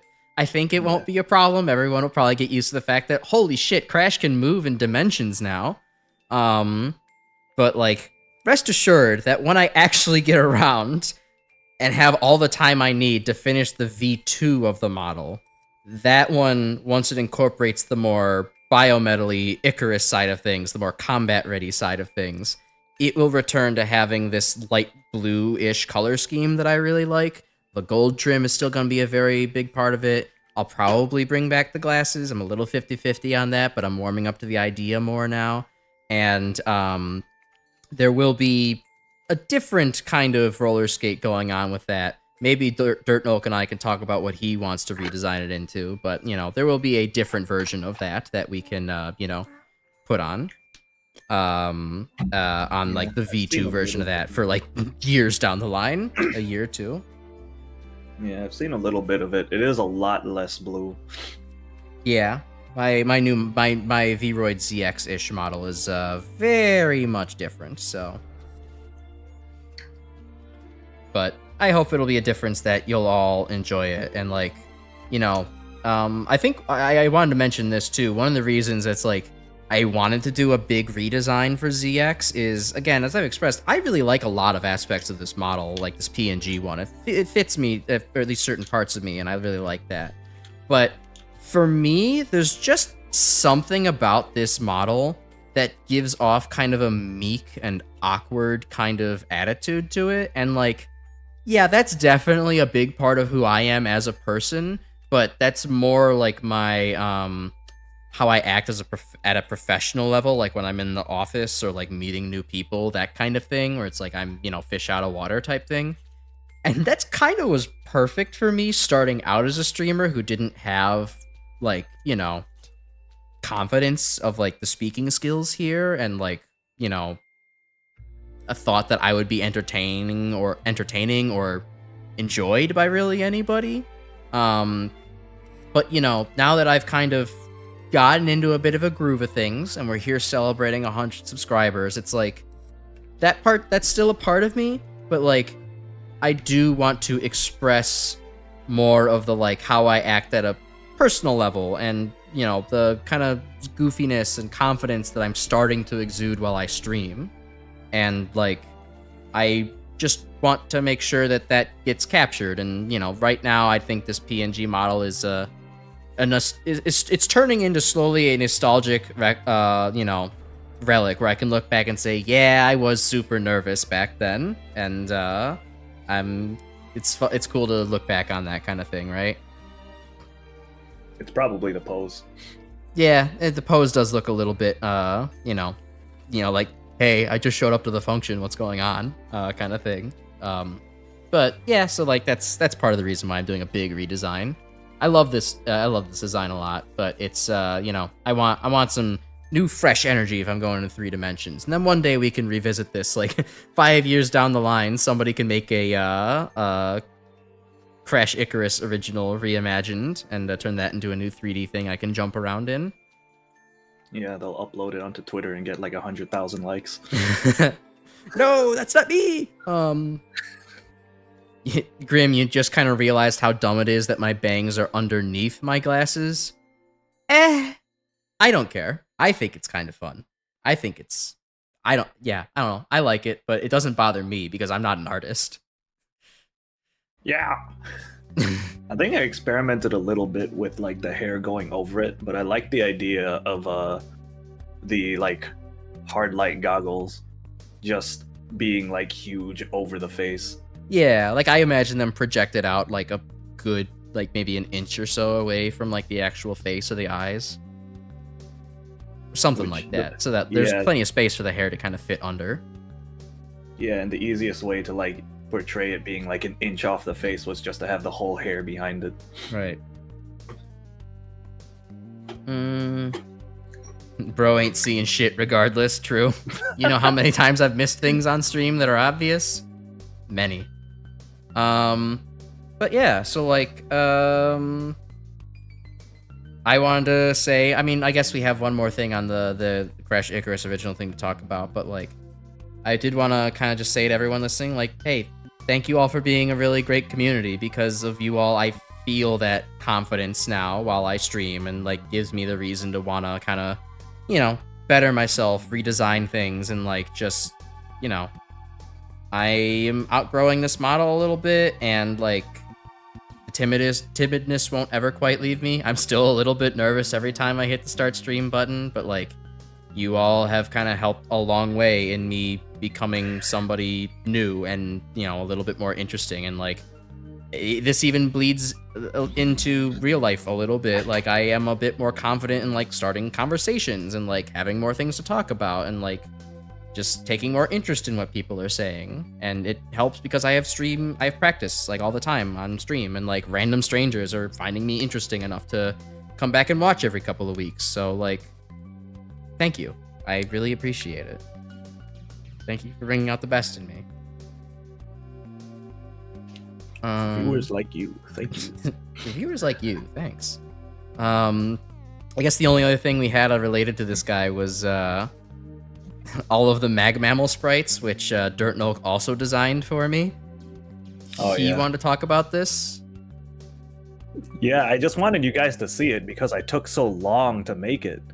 It's Thankfully, I know you, at least some of you, have to have like experience working with pixel art, but to make a whole sheet is such a pain in the ass. Especially also when I commission a guy who does no pixel art. I like played around with it a little bit for like a year when I was in middle school, but not to like this extent. So doing something like the turnaround for like the one moment where your character would be standing on like a rotating log or something was It's a magnetic platform, but yeah, you got the gist. It's really stretching my like imagination trying to figure out how to make the 3D turnaround for pixel art. Like I said, I push Dirt Nolk's limits a lot and make him do new things. You know what? Actually, I've not really looked at these sprites for very long on the turning, and like they definitely look good in game. There's nothing wrong with them at all. Well, okay, but there's like some things that's like I stare at them longer. I'm like, oh, this does look a little funny. Like you know, it's like when you capture a still of anybody like talking, they look like they're going, hey, when it's like their mouth is just open because they're saying a word, and it's like. This sprite has the fucking Minecraft head. That's a square. That's how I feel. That's how I feel about the whole thing. The sprite has, I don't know, something about the arm looks a little stretched out, but like it looks fine overall. This one I've stared at. No, wait, no, not that one. This one I've stared at for a little bit longer. You can kind of see that like the back does not quite align with the ass. Like, I'm trying to draw. I don't know why it's not drawing. Maybe I have something selected. Like, you can kind of tell around... Okay, it's not drawing. Whatever. You can just kind of tell, like... The back, like, stops here. But then, like, the ass kind of starts out over here. So he, like, kind of looks like he's at a slant kind of thing. And then his head is, like, moved a little bit forward. I don't know. It's just the small things. But, like, overall, like... I think you did a really great job with this. I'm not negging your stuff, man. I paid good money for this. And I think it looks good. And I cherish the fact that I was able to play as my character... in Mag Mammal 3, like, that will be a core memory forever, and you've helped me achieve that. But, you know, while we're all here in good fun as friends, yeah, no, I mean, like, I agree, because I had to stare at it for longer than... because, I had to jump in and out of game just to make sure everything looked proper and everything, but having to do it from the original Mega Man sprites, you wonder why the character is leaning this particular way, or why this leg is, like, in that position. Yeah. So I try to fix it, and then when I get in game, it's like, oh, that's why he's leaning that way. That's why his leg. That's why his one leg is like 2 pixels longer than the other. Fuck! I never noticed that either. Yeah, it looks a little odd. It just looks wrong if you have it like the same size. I don't know how to describe it, but like it's just weird looking. So I had to. Well, make I mean, it, like, yeah, no, I get it, because like one-to-one. the Mega Man sprite isn't drawn like, you know, directly at the screen. He's drawn like as if he's at like a, I don't know, say 20-degree angle to the screen. Yeah, pixel art at the scale is painful. Grim says he's got the bisexual lean. The bisexual lean, the JoJo lean. Yeah, the JoJo pose. True. And I do agree with you, Grim, though. Like, the sprite version does actually feel a lot more iconic than the PNG. I mean, it helps that I was playing a whole game as him for a while, and yes, it's an animated character. Yeah, I just wish that, you know, there was a good way to translate all this into PNG tubing. I suppose there kind of is, or VTubing. Actually, this PNG sheet is what we base the whole character off of. We've been lying to you for the past 2 hours, I'm sorry. Oh wow, the avatar image is a lot better than I remembered. Yeah, I use it all the Good time. job. I use it for thumbnails and shit. Like, it's good. I have variants of it. I've made it frown and I made it look suspicious. Like, it's good. Yeah, good job, me. Yeah, Wow, good I job, actually you. did good work. That's crazy. Oh yeah, that was a weird thing though that we were trying to like work with when we were making the model here. Like, how the fuck do we summon the roller skates when like normally they're super small, man. like on the feet Yeah. kind of thing, but like we have to draw a visible sprite if this is like the Rush bike analog. That was something weird we had to go through a long time. I believe one of Yeah. the initial iterations of the fucking wheels, like they were so big it looked like I was like fucking I was in a wheelchair. Oh yeah. That was something. But yeah, I cherish these sprites forever. I will look back on this with fondness in 5, 10, 15, 20 years and like love this. So thank you. Yeah, we'll end up reusing it for Mag Mammal 4 and 5. So look Oh. forward to that. All right. Wow, that's a very bold and good prediction of our future together. So, hey, now that we're done thinking about the future and the present, let's take a look at the past. So, I know that. So this is going to be a late stream. We already know that. But now we're transitioning into the second half of the stream. Yeah, we're looking at my cringe high school Mega Man OCs. Dirt Nolk has not seen these before. This is the first time I've shown this to anybody since I've drawn them in 7th grade. I cannot fucking believe I still have these. It's kind of amazing that I do. And I was like, this is kind of perfect, isn't it? For my channel where it's gone. So like, yeah, let's get into this, I suppose. I guess as some background before I show the first one, the funny thing is like I was kind of going for a hybrid between Mega Man X and Mega Man Classic in like the art style. Because like I originally drew these with like a subtitle of, without knowing anything about the fucking timeline and the plot and really knowing anything correctly, by the way. I gave this the subtitle of Mega Man X9 Dr. Wily Returns. And so I kind of... You'll see a lot of these have a little bit of X design inspiration into them, but they're all with like the classic Mega Man naming conventions and like maybe a little bit of the Mega Man Classic design philosophy baked into it as well. Okay, I am most familiar with X series. Yeah, you're gonna be so able to think about these. just talk about how the art don't work too good. So I mean, I'll try to see past that. Actually, let's see. Let's see. So first we have I can't believe I'm about to show these. First we have Crush Man. This is one of the 2 colored drawings I actually have. I drew all of these, at a time in just pencil, and then decided to color the 2 of them in later and never got to the rest of them. But good for you all. You get to start off with the highest quality ? Drawings, because this one has color in it. Yeah, so like I will say this is starting off kind of strong for me. Like this is probably my second favorite of all the designs. As it was then, it is still now. And like, yeah, so Crush Man is like, he has a whole bunch of hands that he like crushes things with. It's a pretty straightforward design. It's meant to Crushes with the hand specifically. Yeah, it's crazy. And not with like his big stompy feet. I mean, that also works too. He lands on you and he crushes you, so like that works. Unfortunately, he doesn't have the thighs to crush your head in between with, and that's a design flaw. But Man, I guess Dr. Wily's resources were elsewhere. you wrote in that his weakness is chain cutter, but you made his arms out of chains specifically so that he could have a weakness. That might have been how like 10-year-old me thought, but This is actually Dr. Wily level design, bro. You half expect a fucking Elmer Fudd shotgun to appear out of the corner where you can just plug your fingers into it, and you use the kid named finger weapon against Shotgun Man, and he fucking dies. Yeah, he has going to the comments, like, yeah, he's got a lot of arms, like a lot. I wanted to make arms like the key design feature of this. This is a fucking Yoshikage Kira post if I've ever seen one.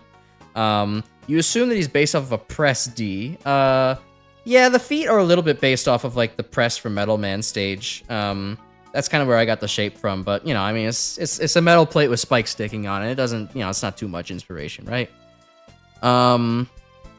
He gives you the crushed claw. Where are the claws, Crash? I mean, I don't know. Some people would refer to the hands as claws. Shut up. Alliteration's cool. Don't be mean to me. Claws on you kind of thing. Yeah, got them fangs on him. Kid named Man, true. Probably should have added like a hydraulic press somewhere on here. Was a hydraulic press channel like a thing when you made this? Dude, I was like 13. I didn't know what the word hydraulic meant.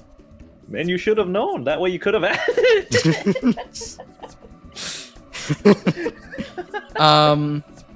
Anyways, so like some of the other things, like about the model. I made like these like you could see all these like little cracks and lines, kind of like in the orange and red spots and like on his body. I kind of wanted to give it like in the aesthetic of like crushed rock kind of thing, even though he's made of metal. And like, you know, I don't think this is like actual fragments in his armor or whatever, but like, you know, it just kind of gives you that art sensibility of like, yeah, this guy crushes things like rocks, and just sort of like a faceted look. Yeah. Overall, I kind of like most of the design. The only thing I would really change about it is just like a little bit of like the arms, like, so these rings, those are not like chains interlinking together like, you know, a chain would. It's actually more like rings kind of around like a central stick of an arm. Mostly aesthetics kind of thing, but like, I don't know, just maybe there's function to it, who knows.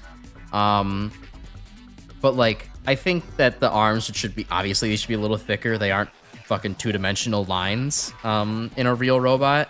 But like, I think that's the main thing I would change about this. And, you know, if the arms had like some more 3D kind of perspective stuff to it, to be like, oh yeah, like here's where the arms are placed, and like some are hanging at like, you know, but at shoulder level, and this design makes sense, like how a human looks. Like, I think it would look a lot better. But you know, as it stands, it's like this is something I was proud of in 7th grade. Like it was pretty cool. Instead of having 9 hands, you should have big yaoi hands to crush you with. All right, can I ban my editor? I like that one. All right, I need to rethink my entire social circle, man. You should have 9 big yaoi. Big, strong yaoi hands. I'm gonna get my big yaoi claws on you. I guess he's the bear of the yaoi relationship then. No, anyway. So the other thing to mention, he can crush 15 balls at the same time. I don't know where you're getting that math, because 15 is not 2 times any number. So like, unless you're talking about a guy with guys with 7.5 balls on average. Is that the next character? Yeah, it's Ball Man. But we will be reviewing these in the weakness order that I made for everybody, just to keep things a little clear. The chain cutter, we can come back to, I mean, you'll see what that is at the end, but yeah, it's basically a chainsaw, and as a chainsaw, it cuts. Is chain cutter not already a character? No.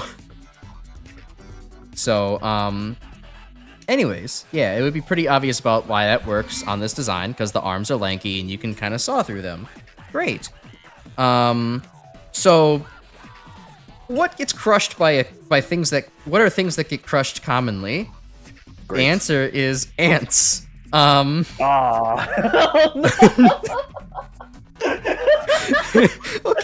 His weakness is crushed claw. Yeah, you crush him like an ant. Oh no! What's so bad about that? That's kind of messed up. What do you You mean? look at ants and like you look at an ant and you're like, your whole purpose is to be crushed. Not my whole purpose, just like, you know, that's what happens to ants. This is actually Dr. Wily level design. Well, of course What it is. is It's my Mega purpose? Man. What is my purpose? You get crushed by a crush claw. Damn.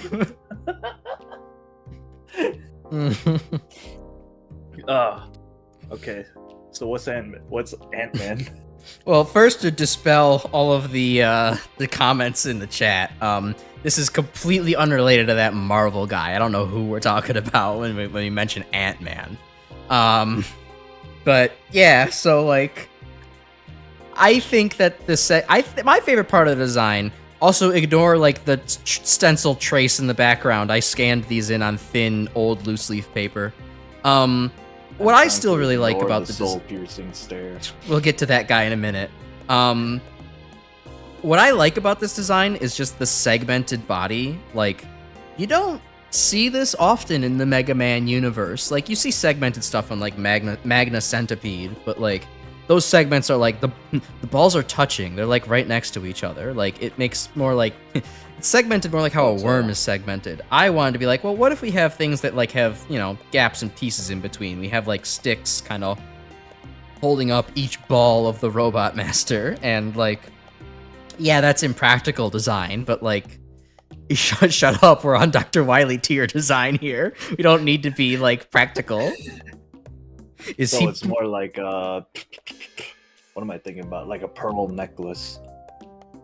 Yeah, it's kind of yeah, it's like that. These are like he's designed kind of like a pearl necklace with like chains and not chains, but like I don't know, just like metal flexible straw pieces kind of holding him together. Yeah. The arms here don't make sense in holding up the head. This one should be in. So this one should be in front. It's not really arms, but it's more like, I don't know, that's the best thing I call them. But just the parts holding up the head. Like, this part is in the back. This part is perfectly where it should be. This middle part should kind of have better perspective to where it like looks like these two things with like the dashed lines are like. Wait, so they're like all three pieces are like holding up the head. Yeah.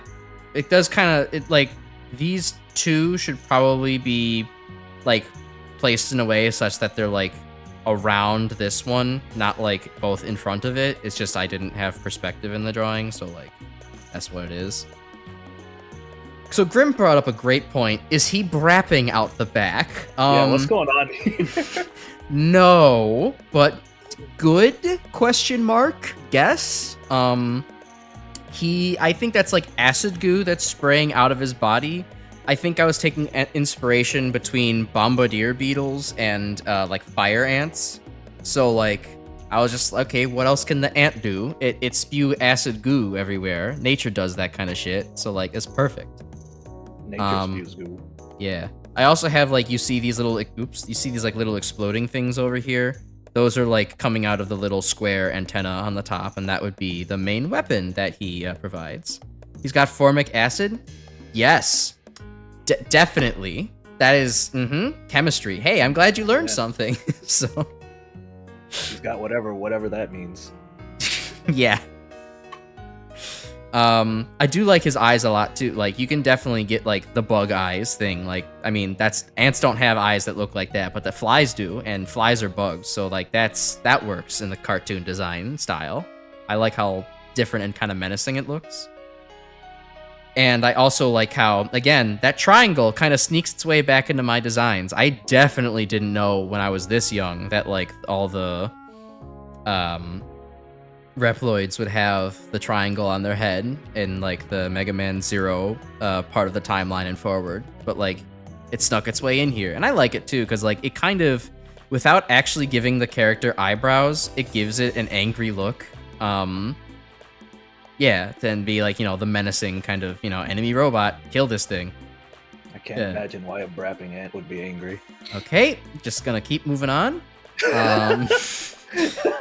So triangles are good shape. Yeah. One of the best. Real shit, there should be a Bombardier Beetle Maverick. True, it should be. There should be one of those in X9. Capcom, credit me if you make that. culturally appropriates his eyes from flies. I suppose it's Dr. Wily, really. But so the power that you would get from Ant-Man would be the possessed chip, and what I think that's what these little explodey things are on the left over here.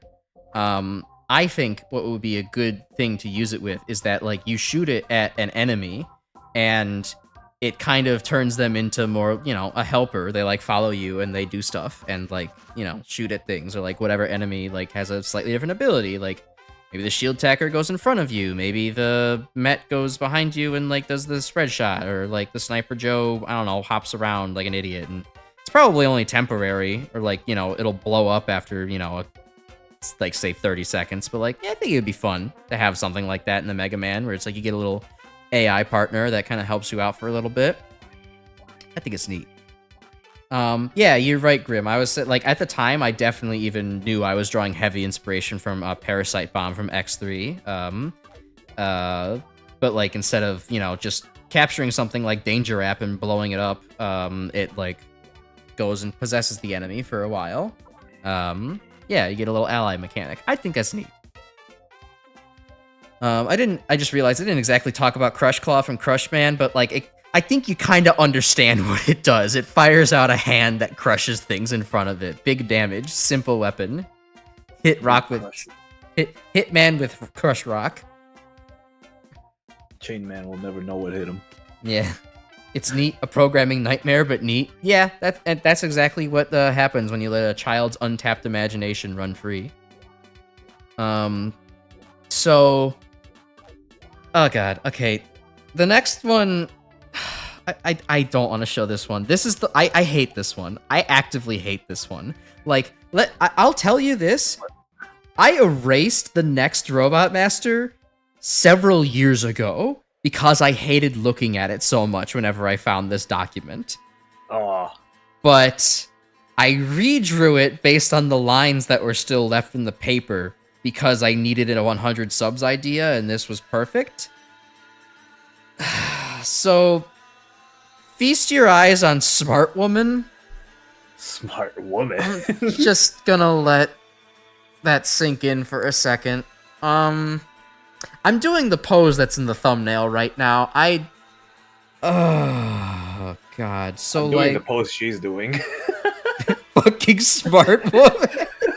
Shut up, Grim. You're right, but so like I hate it because it's elementary school teacher coded, and it's coded like that because I was in elementary school. I designed her after a fucking basic-ass calculator because, math, and that's how you know she's smart. And what's in her hands? And also, we'll get to that. The other thing, the fucking little, like, here's the result window, it says destroy Mega, as in destroy Mega Man. Like, that's the result of the calculations. I was so fucking slick for that one. God, I hate this design. And I hate everything about this design. It even kind of looks like a fucking school teacher if you think about it. I don't... You forgot the zero. You're just so right! I have a zero on there! You can't do math without a zero! Oh, no! You have to put 3 minus 3 in every single time you want to write a zero. What the fuck, Grim? Your conspiracies are even more insane. She is not weak to possess chip because it's a reference to Sissy Hypno. I was 13. I didn't know these things at the time. That's disgusting. Oh, fuck. No, the weakness was like because she's like a fucking cognitive mental robot, right? And it's like you hit her with the thing that fucks with the mental, and it hurts her more than the other simpletons. You could argue that because she's smart, she's supposed to be less vulnerable to that kind of thing, but shut up. Capcom said it's my turn on the Mega Man Robot Master design. I think it works. It's like hitting someone over the head with a brick while they're trying to do calculus. Okay. Yeah, I mean, if you hit someone over the head with a bomb while they're trying to do calculus, I think that would affect them pretty well, so... And to address what you said earlier, yeah, in her hands are like numbers and multiplication, subtraction, operator signs. Like throw them at you like Yeah, she could maybe, or maybe this is like a weird ninja stars? intimidation hollow hand. It could be. It could be one of those two things. Does it really fucking matter? This thing sucks. Like, what's on her head? like just like weird, like these are like antennas giving off like circular radio waves. Aesthetics. Crash made a robot master that's potentially more offensive than Oil Man. This is a robot master that was made by an anti-woke game dev. Are we really owning the chuds? It's like, okay, like, Wait. go ahead. All right. So, like, look, y'all are saying it like, you know how South Park had like, what was it, like something woman, like, PC Principal's like fucking girlfriend or something like that, like Strong Woman or something like that. Y'all are reading it in that sense of the two words, those syllables coming together. It's just meant to be somebody who characterizes the, like, quality of being smart. And I also happen to make this one female because Mega Man 9 had just come out and we got Splash Woman, the only woman robot master. It's a smart robot and it's also a woman. Yeah, exactly. She looks more like a bootleg net navvy. Yeah, she kind of does. Like Lloyd said earlier, it is discount number, man. This shit is ass, bro. It looks like it came out of what's that one cartoon show? Captain N. What was it? Cyber Chasers? Cyber Chasers? Maybe? Cyber sounds... Chase, yeah. Oh, God. Crash, I fucking wish I was as funny as your 13-year-old self. Closest you've ever gotten to that was your 9/11 superhero OC. I think those two would be a pretty good team. One of them calculates how to plant the bomb, and my lawyer has advised me to stop making this joke. Oh, also the last detail is that these are supposed to be like, I didn't do it well, especially without the color, but these are supposed to be like rocket flames coming out the bottom. She doesn't have feet. She hovers above the ground. I guess this is because, like, Dr. fucking Xavier, all smart characters in fiction hover above the ground. Is that why you wrote ground right there? Yes, that's why I wrote the ground. There was like an arrow meant to be pointing here as well, that this is the ground that she's hovering over. I get it. She's too smart to walk. True, walking is for idiots.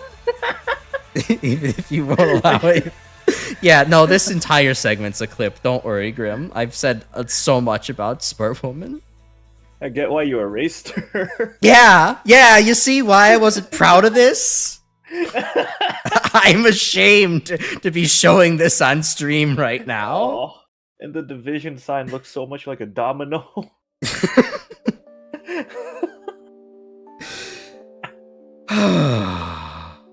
God, I feel like you could do this better too. Like if I wrote like if you could make this to be more human, like a professor or like in graduate clothing or lab coat clothing, like it wouldn't be a top 20 design of all time, but it would be like better than this. But like the main ability is just smart.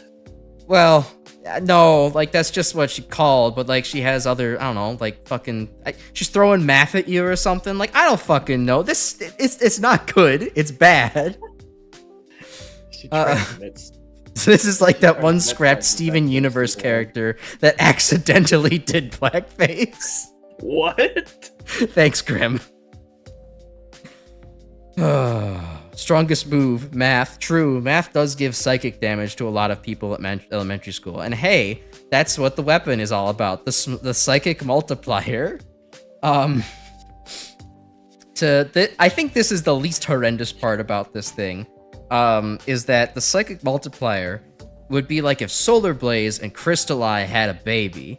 It's a delayed spread shot. You shoot out the big X, and then a second later, it spreads out into like the smaller X's in 3 different directions. I don't know if they should bounce around like Crystal Eye does, because that might be a little overpowered. But I think it makes for a fun flavor of weapon that has not kind of been seen yet. I think that would... Actually, that sounds kind of interesting. Thank you. Because like the delayed spread would mean you could use it at like range when you do need spread. Because like a regular spread weapon just sort of spreads like at the start and it's useless against long range. Yeah. It'd be like a long range shotgun kind of thing. Yeah. Projected shotgun. I think it still works. It'd be good. I think I actually really like that idea. I think you should keep Smart Woman just to have this ability. What if I should no, I just thought of the horrible pun in my mind. Her name is Alexa because she's fucking it's a smart home. This is the Amazon inspired Robot Master. The Alexa woman. This is awful. This gets worse the longer I think about it. I didn't think it was gonna get worse. Oh, fuck. Okay. You could fix her? Yeah, you could try, Lloyd. You could try. I don't think you're gonna have success. No one can fix this. It's a disaster. This is just Cortana. Kind of, I guess. Thankfully, though, she doesn't appear anymore when no one asked for her. Okay. So, we could use a palette cleanser from this abomination, and thankfully for me at least, the next one is my favorite Robot Master that I designed as a kid. This is Darkman. So like this is stupidly simple and like it doesn't have the greatest of artistry in it, but I liked the idea of just planning a dude around like voodoo magic. And I know like I can already hear Grim typing. Yes, there is a Darkman for Darkmen in the Mega Man series yet. I was 13 and did not know this. I did not look at the Mega Man knowledge base yet. So I didn't know that those characters were Darkman. So like I decided that I was gonna make a Darkman based off the quality of darkness, and was like, yeah, how about some like voodoo inspiration here? Like think of Princess and the Frog. Like what's the antagonist in that fucking movie? I don't know his name. Just think that guy. The guy. That yeah. The guy who be like, "Are you ready?" Hell at the end. Yeah, exactly. Dr. Facilier. Yeah, Dr. Facilier. That's right. True. D, you like the dark magic idea? What if Brightman was fucked up and evil? You're so right. You know exactly what I'm going for here.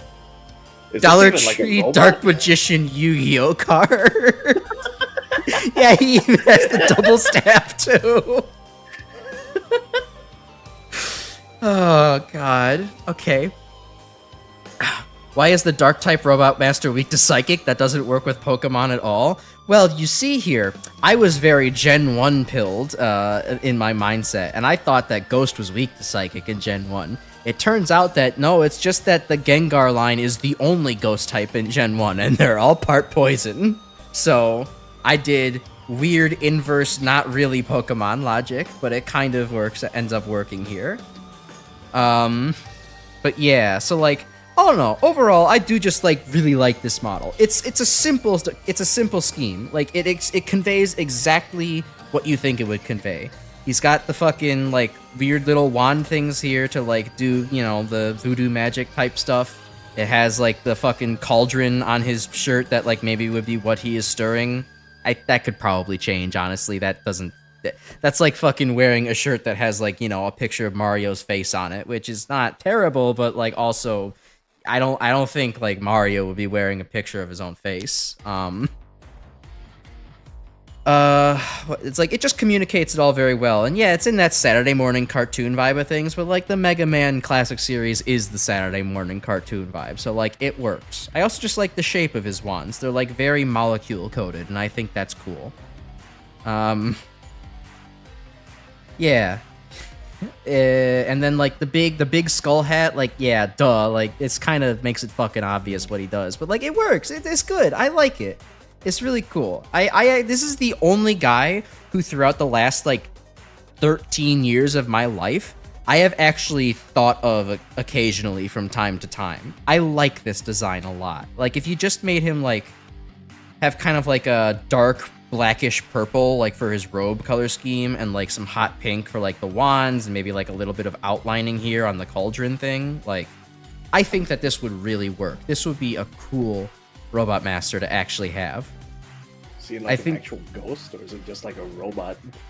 I mean, who's to say, really? The ghost of a robot. Yeah, it's Saturday morning cartoon logic. It doesn't matter. It's robot designed after Ghost, and like he would summon like ghosties at you and cast spells and shit like that.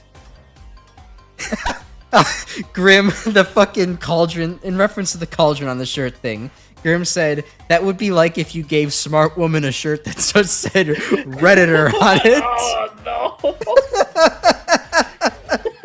It's like, yeah, you didn't need to tell me that. I kind of picked that up already by looking at you.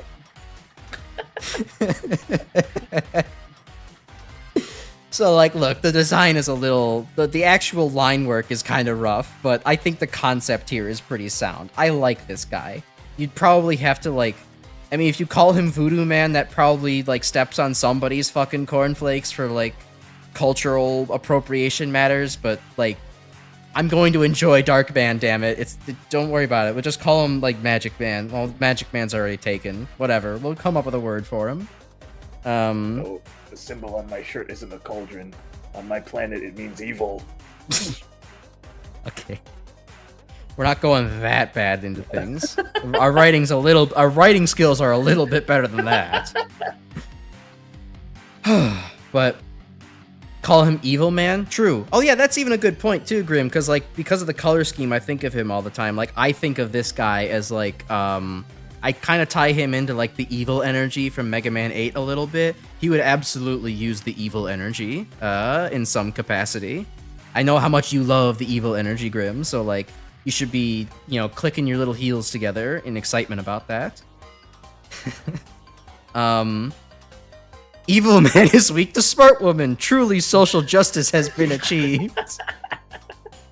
I hate this. Someone release me from the hell that my 13-year-old me put me in. Right. What does black magic entail, even?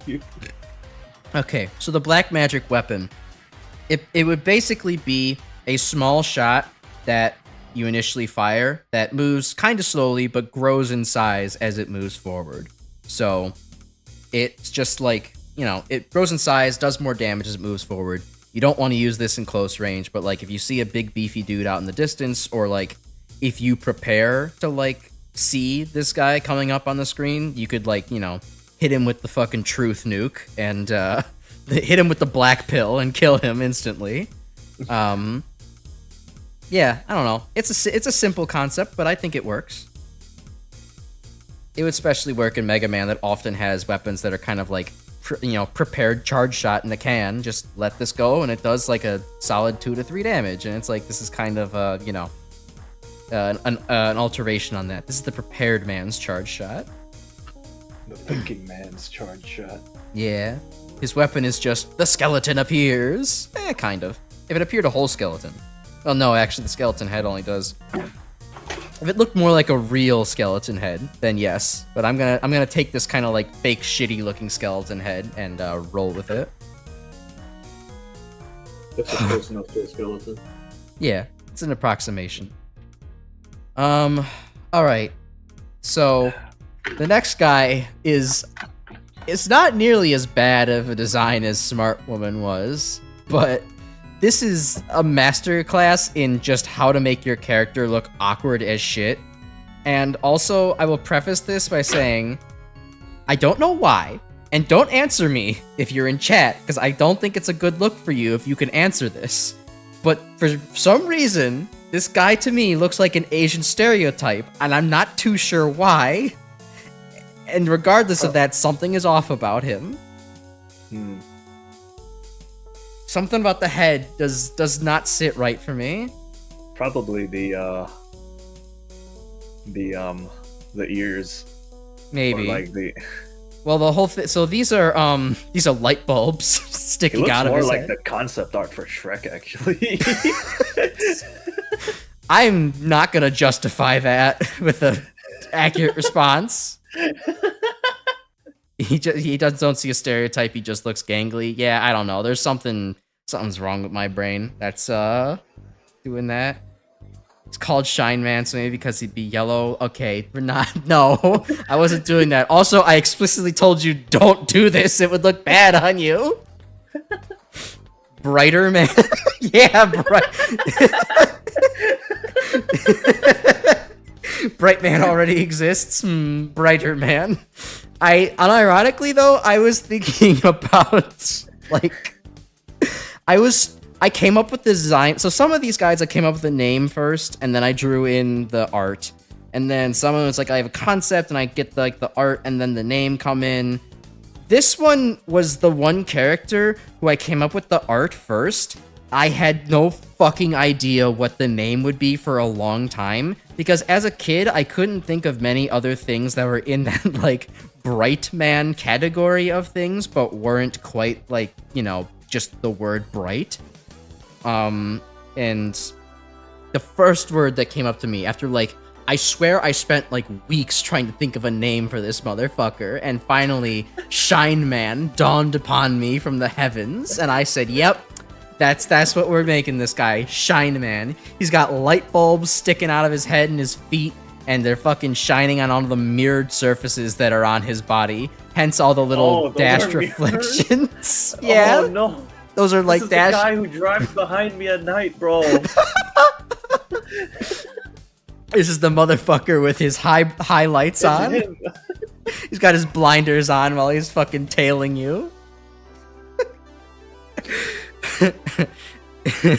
He's got bro made redundant robot masters. He's got Smart Woman and Brighter Man in the same game.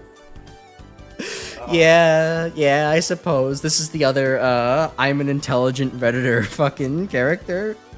You just walk into the room he's in, and, like, you don't even see him, you just see a ball of, like, light. Yeah. He's got that angelic glow. He's got that aura, bro. That's what it is. It's called aura. Fucking aura farming with all the flashlights and mirrors. His power is just being a BMW high beam. Yeah. Yeah. You could call this guy BMW Man if you're really desperate.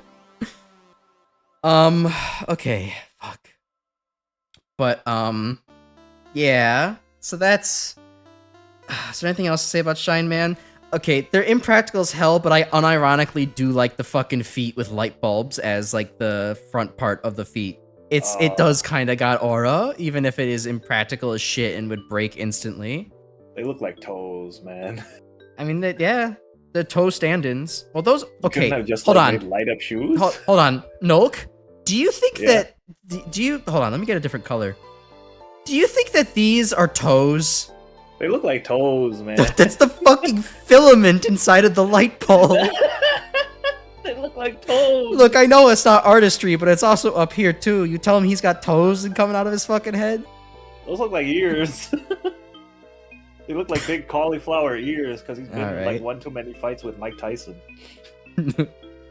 Weakness is just close your eyes. No, this motherfucker puts out so many lumens that like your eyes are still gonna be bright as shit, even if they're like, you know, you're in the same room as him.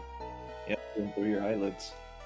You made a guy called Dark Man, but didn't make a parallel called Light Man. Okay, so Light Man was the immediate word that came to my mind when I was thinking of this guy, but like Dr. Light is right there. I feel like that's just a disrespect to him, and it would be confusing if you name something Light Man. I don't think Wily would name something Light Man based off of his fucking sworn enemy. I don't think that would work. Stupid evil. He's like, Dr. Light, this is the better you.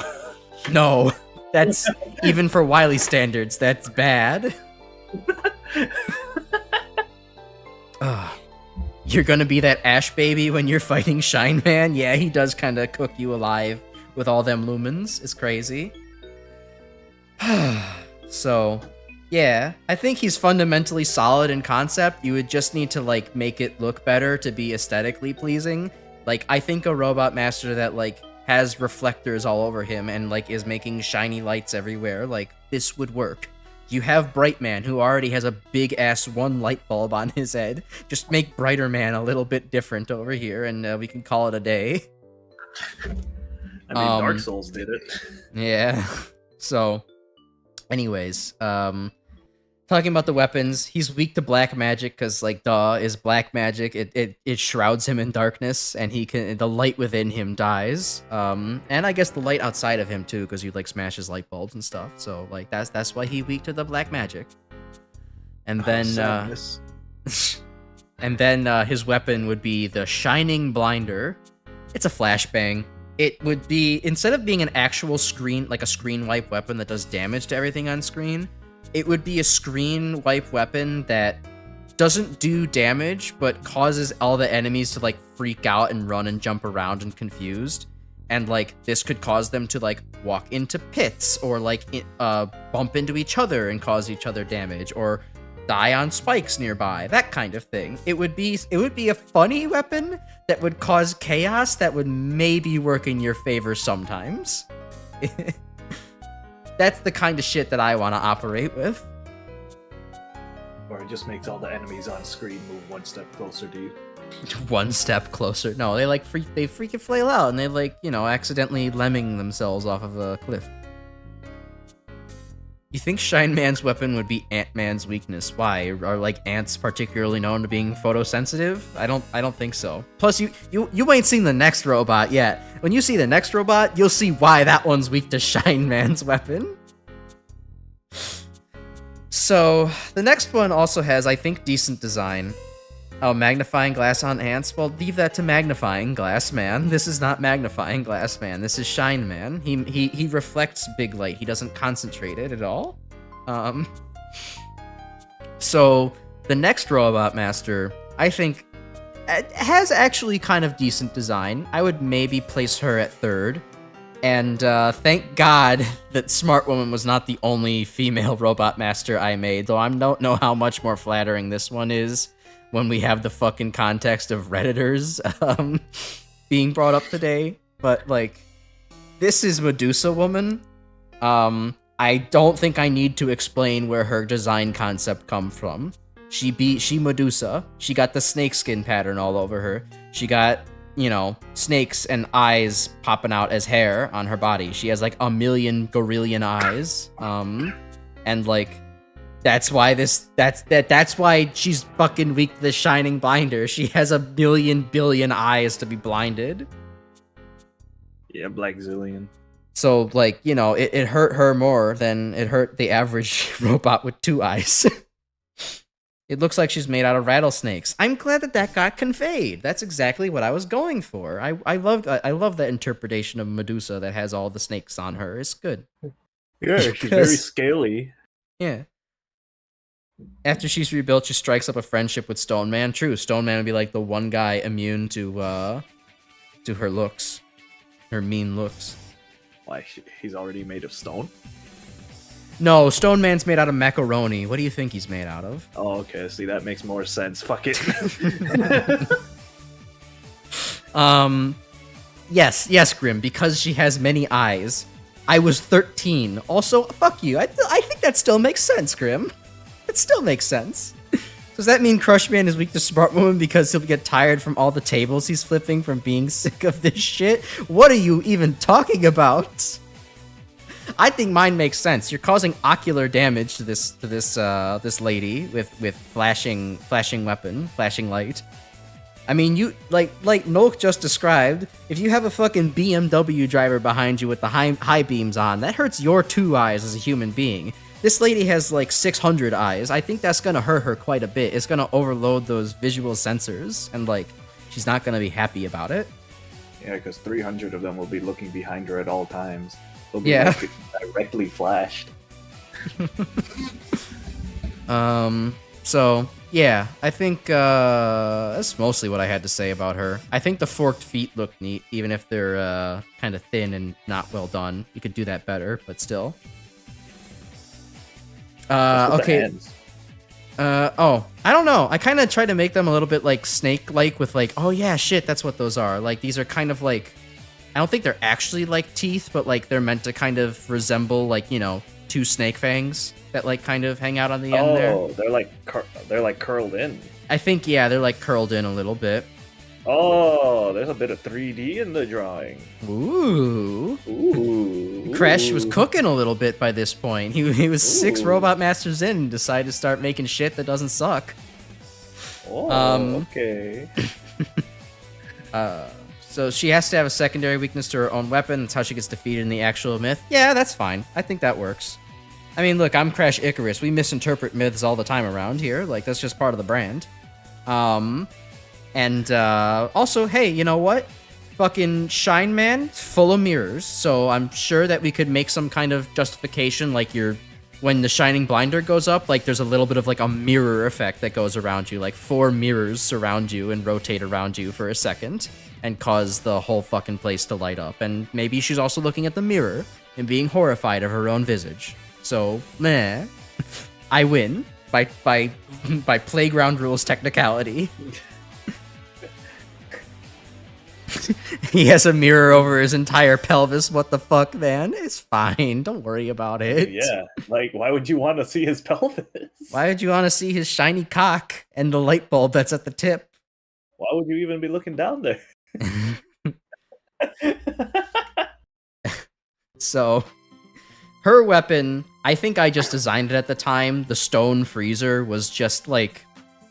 It was just concrete shot from Mega Man 9. I didn't do anything with it. It would just shoot a little thing and freeze the guy in front of you and turn him into stone. I guess at that point you could like step on them and make them platforms. Also like Mega Man 9. But thinking about this today, I think that maybe a better way of going about it would be like you have like a cone that extrudes in front of you, and anything in that cone takes damage, and if it dies, turns into that stone object and is something you can like move slightly or stand upon. I think that's an interesting iteration. Slightly more skill to use. Well, actually, less skill because it's at range instead of a fucking like, you know, you don't know, but the concrete shot in Mega Man 9 basically shoots like 2 blocks in front of you and turns into a fucking concrete block. It does a lot of damage, but it has dog shit for range. Take a drink of water. Keep talking. I don't know. I don't know nothing about no concrete shot. It sounds like just like dropping like a mixer bag of like concrete onto someone. Yeah, it really basically is. Imagine if you, a human being, tried to like throw a ball of wet concrete onto somebody. That's basically what that weapon does. But yeah, so like, yeah, that's Medusa Woman. All right, so we have 2 left. I think this next one is like more mid. I don't like this design as much, but there's still something I kind of think it's good. It's kind of funny, looking at all 8 of these going back, I'm like, okay, there are, like, there's 2 that I actually think are pretty good. There's 2 that I think are mid, but, like, you know, solid B tier. There are 2 that I think are, like, in C tier, kind of, like, C, D tier kind of rejects, could maybe use some retooling. And then there's Smart Woman at the bottom, on her own. And then I think there's, like, the next guy, Mudman, is, like, definitely in that C tier of, like, he's fine, but he's not as bad as D tier, but he's just fine. So here's Mudman. There's not much to say. Is a big ball of fucking mud. Like, he kind of shapes in with the mud floor that's, like, coating the entirety of his arena. And, like, you know, can dissolve down and then reappear elsewhere. I can kind of like how Wheelgator works in X2 for anybody familiar with that. Yep, that's Mud. That's basically it, Grim. He's big, did the beefy. Mud come from him? Hmm? Did the mud come from him, or did he just find a mud room? He probably made the mud. You're standing in his body. He's just standing in himself. Standing in his body like Jesus Christ. I mean, I don't know, maybe. The line between who is he and who is the mud is a little bit thin. I imagine the robot is probably something more like the head is like some kind of independently moving control unit thing. And that can control the mud with electric stimulation or whatever the fuck. Crash just made Clayface from Batman. Yeah, kind of. That's literally it. That's fine. We could have a couple of easy ones. You know, not everybody has to be full of effort and be a completely original concept. We can have a couple of gimmies. You know, that's acceptable. But yeah, what else did I say? The only other thing I had to say with Mudman is like, it's kind of a little bit based off of Airman. Like, I kind of looked at Airman's fan and I was like, oh, that's cool. I'll put like a big central circle thing inside of Mudman. Like, that's like I forget what that fucking was. Maybe it was like a cannon, a mud cannon, or like it was a viewport of some kind. I don't fucking remember. He's made of mud. He's Mudman. At least he isn't called Spooge Man. Yeah, I would never have done that. Thanks, Grim.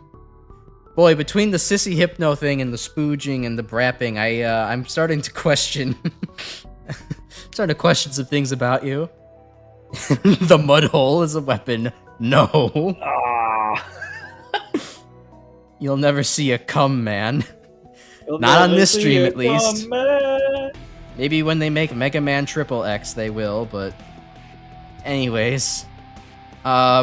Yeah, I'm a little bit surprised this one hasn't been made yet, because like it's a fucking easy gimme Earth type robot. Like just make it. Like Capcom, do this already.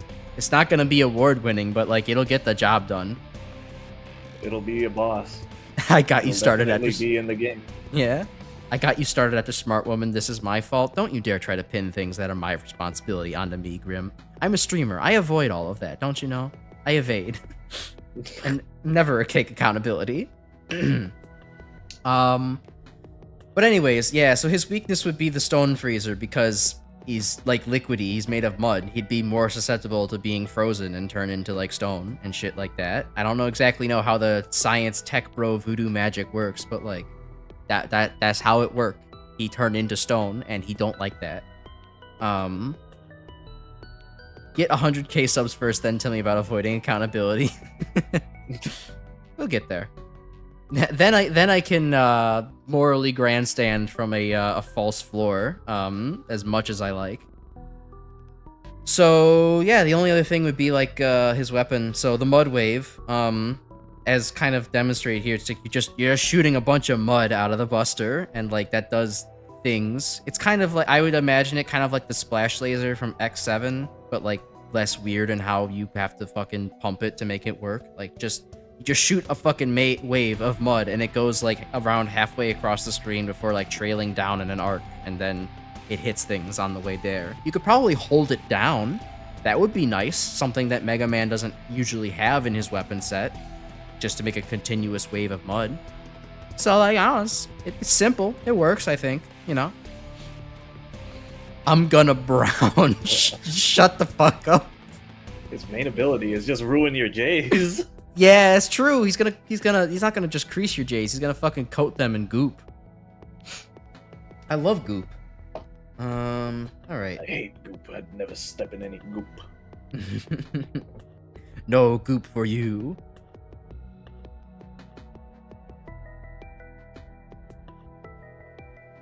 You're glad you're not in voice call reacting to these because you think your family would be concerned that you're suffering from an aneurysm. Good, you get to suffer in silence instead. Okay. Alright, so that's 7 of 8. We have the last one, and Grim may have kind of figured this out earlier. It's not exactly hard, but I did make a chainsaw man when I was a kid. No relation to that other guy. There he is. Yeah, there he is. And the best part is, he even has chainsaws for hands and for a head. So, like, it's no copyright infringement here, right? Yeah, but his whole, like, pelvis is chainsaws, but no chain cock. We don't need the... Why is everybody obsessed with the cocks of these fucking robot masters? What is wrong with you people? He has chainsaw BO as well. Yeah, like I was thinking like, oh, chainsaws in fiction, they put off a lot of like fucking, I don't know, fucking chainsaw gas that smells bad, and like so he's got to have industrial exhaust too. I was very much in that environmentalism shit even when I was in 7th grade. So like I was thinking like, yeah, this is kind of like the nasty polluting guy. Like this is the stage you go to where you're going to a forest where like all the trees have been fucking cut down. And it looks like shit. It looks kind of like Rick from Rick and Morty. Yes, you're right. Don't speak to me about this ever again. I was wondering why his head looked fucking familiar, and yeah, it's fucking Rick Sanchez. God damn it! This really fits with the Reddit man theme going on. Oh god. Fuck. Okay. Alright, so I turned myself into an anime character, Morty. I'm Chainsaw Man Rick! He vibrates as he saws through things. Okay. I'm feeling lightheaded after this fucking experience. I'm glad we're almost done here. But yeah, so like, I don't know. This is one of those D tier designs where it's like, I'm surprised that there isn't like a basic ass robot that cuts through you like with a chainsaw. But also I know that probably Capcom wouldn't do that because of Japanese copyright law and being like, I don't think we could make a chainsaw man. That shit's not gonna fly. They already skirted the edge when they made an Aquaman back in Mega Man 8, so like, yeah, I don't know. I think fundamentally, it's not that bad of a design. Robot coming at you, made of chainsaws and like cutting at you. Like, it works. I think that's good. I just don't think that... it would be less of a boss robot, like a master robot or a robot master. Instead, it would be just like a regular dude. Hi, I'm Chainsaw Joe, and I'm gonna cut you now. I'm gonna Joe you now. I'm gonna Joe. Bro, this is an S tier design compared to Smart Woman. Fucking anything is an S tier design compared to Smart Woman. S tier, fucking Smart Woman looks like she belongs in Concord. Like, don't. You could compare anything to her and she looks good. Rebrand him to Power Saw Man? True. That's how we get around the copyright problems. Can't do that. Power's also in Chainsaw Man. Ah, damn it. Smart Woman belongs in the fucking dumpster. Yeah. Yeah, she does. Poor Smart Woman. But like, yeah, I think if I were like to remake this better, I would just have like a less boxy dude, because you could tell this dude is shaped like a fucking rectangle. I mean, most men being drawn are, but like this guy takes it to a whole new extent. It don't work. Maybe remove some of the auxiliary fucking armpit chainsaws. I don't think we need those. I think those are the most important ones. Yeah. You could fix this. You could fix this. I couldn't fix this, but someone could fix this. Fuck. Even comes in with a built-in chastity cage. Yeah, I don't think... Well, no, you see, he has the hole on the bottom here. You just flip him over 90 degrees and all of a sudden there's no chainsaws blocking your way there. I mean, he has to not, you know, throw his legs at you and cut you, but like, that's what consent's all about, kids. Adults. 18 plus adults, not kids. There's the built-in weakness again. He's a fish. No! Shut up! He's got chainsaws on the inside, too! I'm done. Okay, I'm getting the fucking first taste of streamer's words being twisted against him. I'm moving on. Chainsaws built for his pleasure, bro. Toothed for his pleasure. Anyways. So, I know that the fucking chainsaws on the feet look whack as shit because they're going in two different directions. I think the idea was to have, like, maybe they're a little bit more, like, Y-shaped, where it's like, oh, the chainsaws are kind of like, you know, coming out perspective-wise like this, more like a chicken's foot, and, like, as they rev up, they, like, fucking eat through the ground and, like, dash him forward kind of thing, like a quick impulse. I don't know. It's like, I think it's a decent little idea for like your fucking Saturday morning cartoon physics fiction shit, but like it's whatever. I think we could take or leave those damn things. It's like, what are those, dude? Like Metal Man from Ruby Spears. Yeah, basically. So his weapon, the chain cutter, 3-hit combo with chainsaw, turns Mega Man kind of into Zero a little bit. But limited ammo, so balances out a little bit. And he's weak to the mud wave because the mud gums up the works pretty easily and gets between his fucking like rotating chainsaw blades on his belly, and like he stopped going, and that hurt him. Oh no. I can't chain my saws. So I hope you all enjoyed my my fucking 8 Robot Master OCs. What go ahead. You could make a Mega Man game with these. Yeah, you could. You could. That's kind of the point. Just maybe completely fucking redesign Smart Woman and don't put her in. So this is an open question to everybody, but I'll let you type that idea out, Grim, and return to it. But Dirt Nolk, what was your favorite? What was your favorite one? Do you have a favorite? Oh man. Smart Man is weak to Ant-Man's. Or Smart Woman is weak to Ant-Man's weapon. Correct, Grim. You just want to look through them all real quickly. Best. Oh wait, you gotta see his fucking face. Yeah, his whole face. Who do I like best? Gotta be either Crush Man or Chain Man here. Okay, the Crush Man or Chainsaw Man? Yeah. Actually, no. Who was the... I think I like... the Mirror... I don't even remember his name right now. This Mirror dickhead? Man.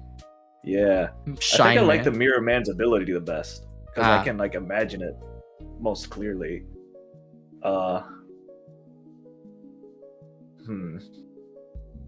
Actually, yeah, I think I like Shine Man the best. Crazy. All right. I'll take Probably it. not like... I mean, obviously... How it's not actually drawn, but like in concept, like, you mean? Yeah, the concept I think is pretty nice. Thanks. I think it still works in concept too. Let's Let's see. see. I will say the one I understand the least, besides Smart Woman, is still probably Darkman. I don't.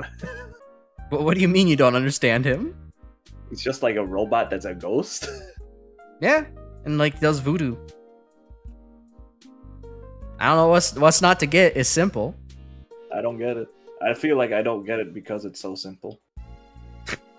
He's just he's a spooky themed robot that like shoots evil themed things at you, and has skulls because Dr. Wily loves skulls. He looks like he's wearing a chef's hat with eyes on it. Yeah, kinda. He's cooking up something nasty. Bro is cooking. That's why he's advertising his cauldron on his fucking shirt.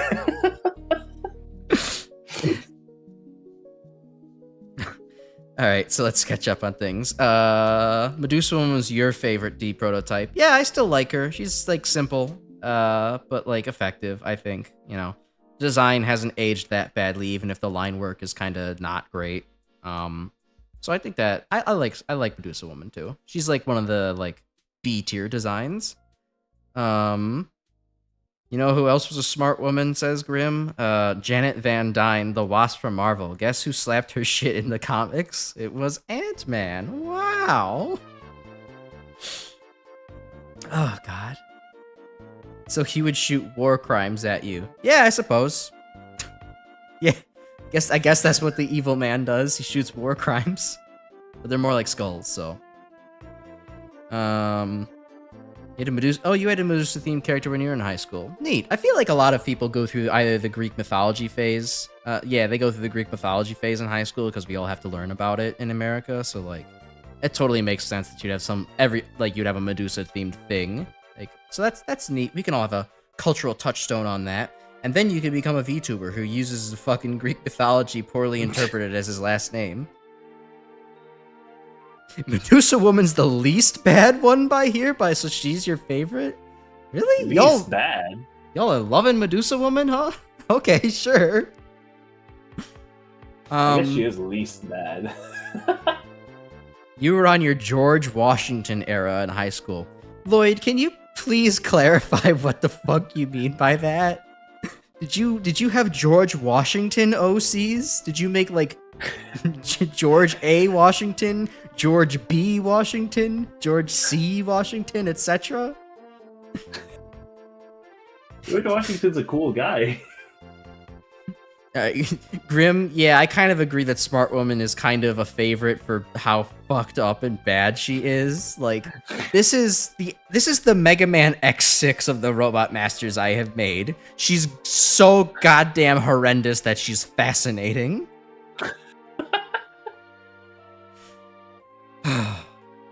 I would have to say, if I were to rank things, Darkman is my S tier. I love him and his simple design, and it works, and he shoots evil, and it's good.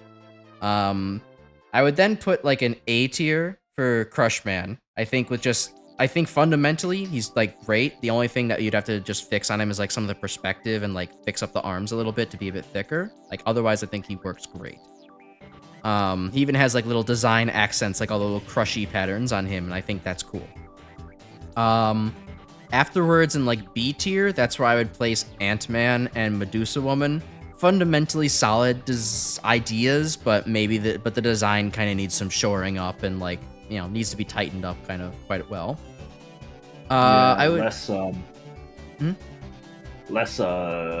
wow.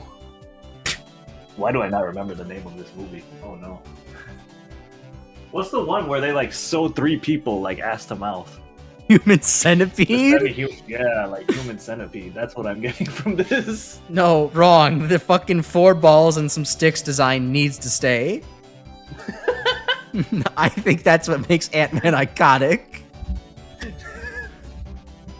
I'm not saying you remove that. I'm just saying that's what reminds me of. Okay. I'm glad I made a Robot Master that reminds people of being taped ass to mouth with your fellow human beings. That's exactly what I wanted to go for with my life. Fuck. Okay. So those 2 are fucking B tier. C tier I would give to Mudman. He's so basic and simple. He's uninteresting, but he's not offensively bad in any way. Very normal. I would give D tier to fucking Shine Man and Chainsaw Man because, like, just look at how awkward these 2 goobers are. These 2 are showing up in a fucking bootleg mobile Mega Man game. They would be right at home there, and no one would bat a fucking eye about it. And then the fucking H tier is fucking Smart Woman. I want to erase this being from the face of the earth, but now I've shared it with everybody to fucking see on the internet forever, and it will never ever go away. Z tier. Yeah, I could agree to that too, D. Chainsaw Man's weakness is a big booty woman. Okay. I see you're on that nut pack again, so I'll talk to you in Discord later, dude. Smart Woman is the Spark Shock of Robot Masters designs. Yeah, if you had a weapon so fucking terrible and unusable, and you turned that into a Robot Master, this would be Smart Woman. Oh, it's such a shame. Yeah. Also, look, Grim, I agree. I agree that Brighter Man is a fun fucking name for this character. That would be the name of this character if it appeared in a Mega Man 4 bootleg. But if I'm trying to treat this seriously as his own entity, I would call him Shine Man. I think Shine Man is fine. It works as a name. It also took me like a week to come up with, so I'm sticking with the sunk cost fallacy here and just gonna go with it.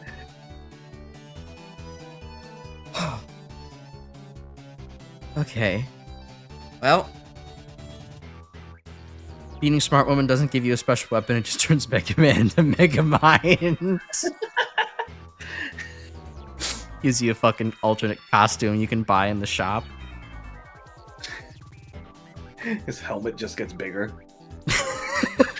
he turns into the queen from Deltarune. That's basically the queen from Deltarune is basically the hybrid of Megamind and Mega Man. Huh. You know, I've never actually seen anything about Deltarune. Well, I'm sure that Undercover Defective will correct that soon. I'm surprised he hasn't popped back into the chat because I said the words Deltarune. Deltarune, what? Yeah, exactly. He's wont to do that. But I think with that takes us to the end of this little adventure. So with this I'll leave this face here. Yeah, okay, there we go. Defective's right on time after I called him out. Yeah, so thank you for being here. I really do appreciate it. This was a blast of a 100 sub celebration. We got to see some of my fucking... We got to see the evolution of Crash Icarus from shitty sketch Crest Icarus concept art to current PNG model, and I think that, you know, it's cool to see the progress and history kind of be developed on that thing. And then we got to see some absolutely obnoxious shit from when I was like prepubescent or barely pubescent. And I'm glad that I have people who are interested in hearing about this and talking about such inane, dumb garbage that it has absolutely no practical use in their real life whatsoever, but is nonetheless still interesting to them. I didn't really think that within less than a year I would be at a significant milestone, but here I am, and hopefully that continues to go up as time goes on. I really value this community that's growing here because it gives me a little route of free expression and just kind of palling around, and for the first time in my life I feel like there's new people circulating in my social circle. I won't say first time ever, but like, you know, since like fucking high school there's new people actually circulating within my social circle. It's like over 10 years for me, and that is meaningful, and I really appreciate you all for that. So like, you know, here's to 100 more, here's to 400 more, here's to 900 more. We're at the beginning, the sky's still the limit. I haven't fucking, you know, gotten a proper debut together at any sense of capacity, so when I can do that and, you know, get onto all the website apps and like advertise myself, like, you know, that'll be a good time for things too. And like, I don't know where I'm going with this, just like thanks, and I hope to see you here for many more, you know, weeks, months, years into the future. And thank you, Dirt Nolk, for continuing to be a great and helpful artist with you know, the objectives that we set out here. It takes a village. I would not be able to do all this alone. And thank you, Grim, for being an editor as well. I don't want to, as long as I'm thanking people here, right? You know, you and Grim, big contributors to like just literally putting out content here on this channel. It really means a lot. So thank you to both quite a bit. And thank you to, you know, everybody for showing up. Thank you to D for drawing some fan art and, you know, being a pretty consistent supporter over time. And, you know, everybody else who shows up on the regular, I really appreciate that. So like, yeah, stuff is, I'm having fun with this hobby. And like, you know, I honestly didn't know if I was still gonna be here. On this earth. I was gonna be here on this earth. That's not where I'm going with this. But I didn't know if I was still gonna be here on YouTube, like, cause I don't know. I didn't really think I'd be breaking, you know, barriers and gaining traction at all. I kind of figured I was gonna be stuck in like, you know, a couple of friends come see my stream hell for, you know, a whole year. And if that was the case, I told myself I was just gonna stop. Like, you know, there would be no point at that. But I have a small and tangible community that, you know, steadily grows, and like I'm decided like, yeah, so long as I still have the time in my life to make this a hobby, I'm still going to be, you know, doing streaming and stuff. And it's thanks to you for, you know,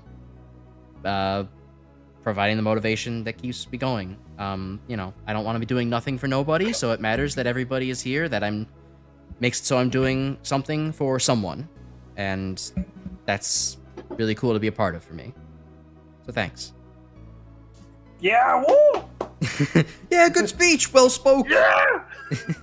What was Baku said in the most recent fucking Sethical video? Well spoke. That was Bank Bill. Alright, so yeah. Thanks everyone.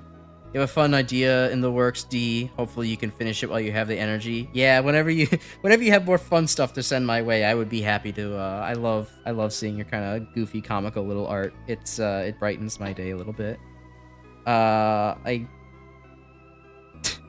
You have several drawing ideas. You cannot stop him. One of them involves Smart Woman. Oh, great. I have to have this continue to fucking haunt me for the rest of my life. Yeah, I figured that would happen though. This is Smart Woman's gonna be a recurring channel joke, I feel, from this point forward. Smart Woman is eventually going to become real. You can't stop anyone anymore. Smart Woman will appear in the next Avengers movie. She might become a fucking channel emote at this point. Yeah. You thought the Crash Icarus would haunt you, but it was actually Smart Woman? Yeah. Yeah, you're right. So, you combine the two, isn't something worse? Yeah, I'll let you all workshop your fucking evil deeds in the background there, but for right now, we're approaching 3 hours on this stream, so, like, I kind of need to go, and my throat is, like, killing me. So, like, Nolk, you got any final words you want to say to the community? No. I like seeing all your, like, fan art of Crash. I don't, like, feel fully, like, I don't think I've ever felt, like, ownership over the character design, but it's still really fun seeing them. Well spoke. So, yeah. I'm gonna say virus season isn't 100% over. Well, thankfully, I was just sick a few weeks ago, so I'm not gonna be sick again. That's how it works, right? Yeah. Anyways, with that, I'm gonna say goodnight, everyone. Thank you so much again for the constant support and getting me up to 100 subscribers and helping me with the channel promotion and all that good stuff. So, have a good one. If you're lurking in the background, you want to join our Discord community, the link is in the description. Feel free. We talk about Mega Man and Doom and other shit there. And, yeah, we'll be back tomorrow and Tuesday with Mega Man RPG and Doom. So stick around and we'll have all the more fun together. Good night, everyone. Good night.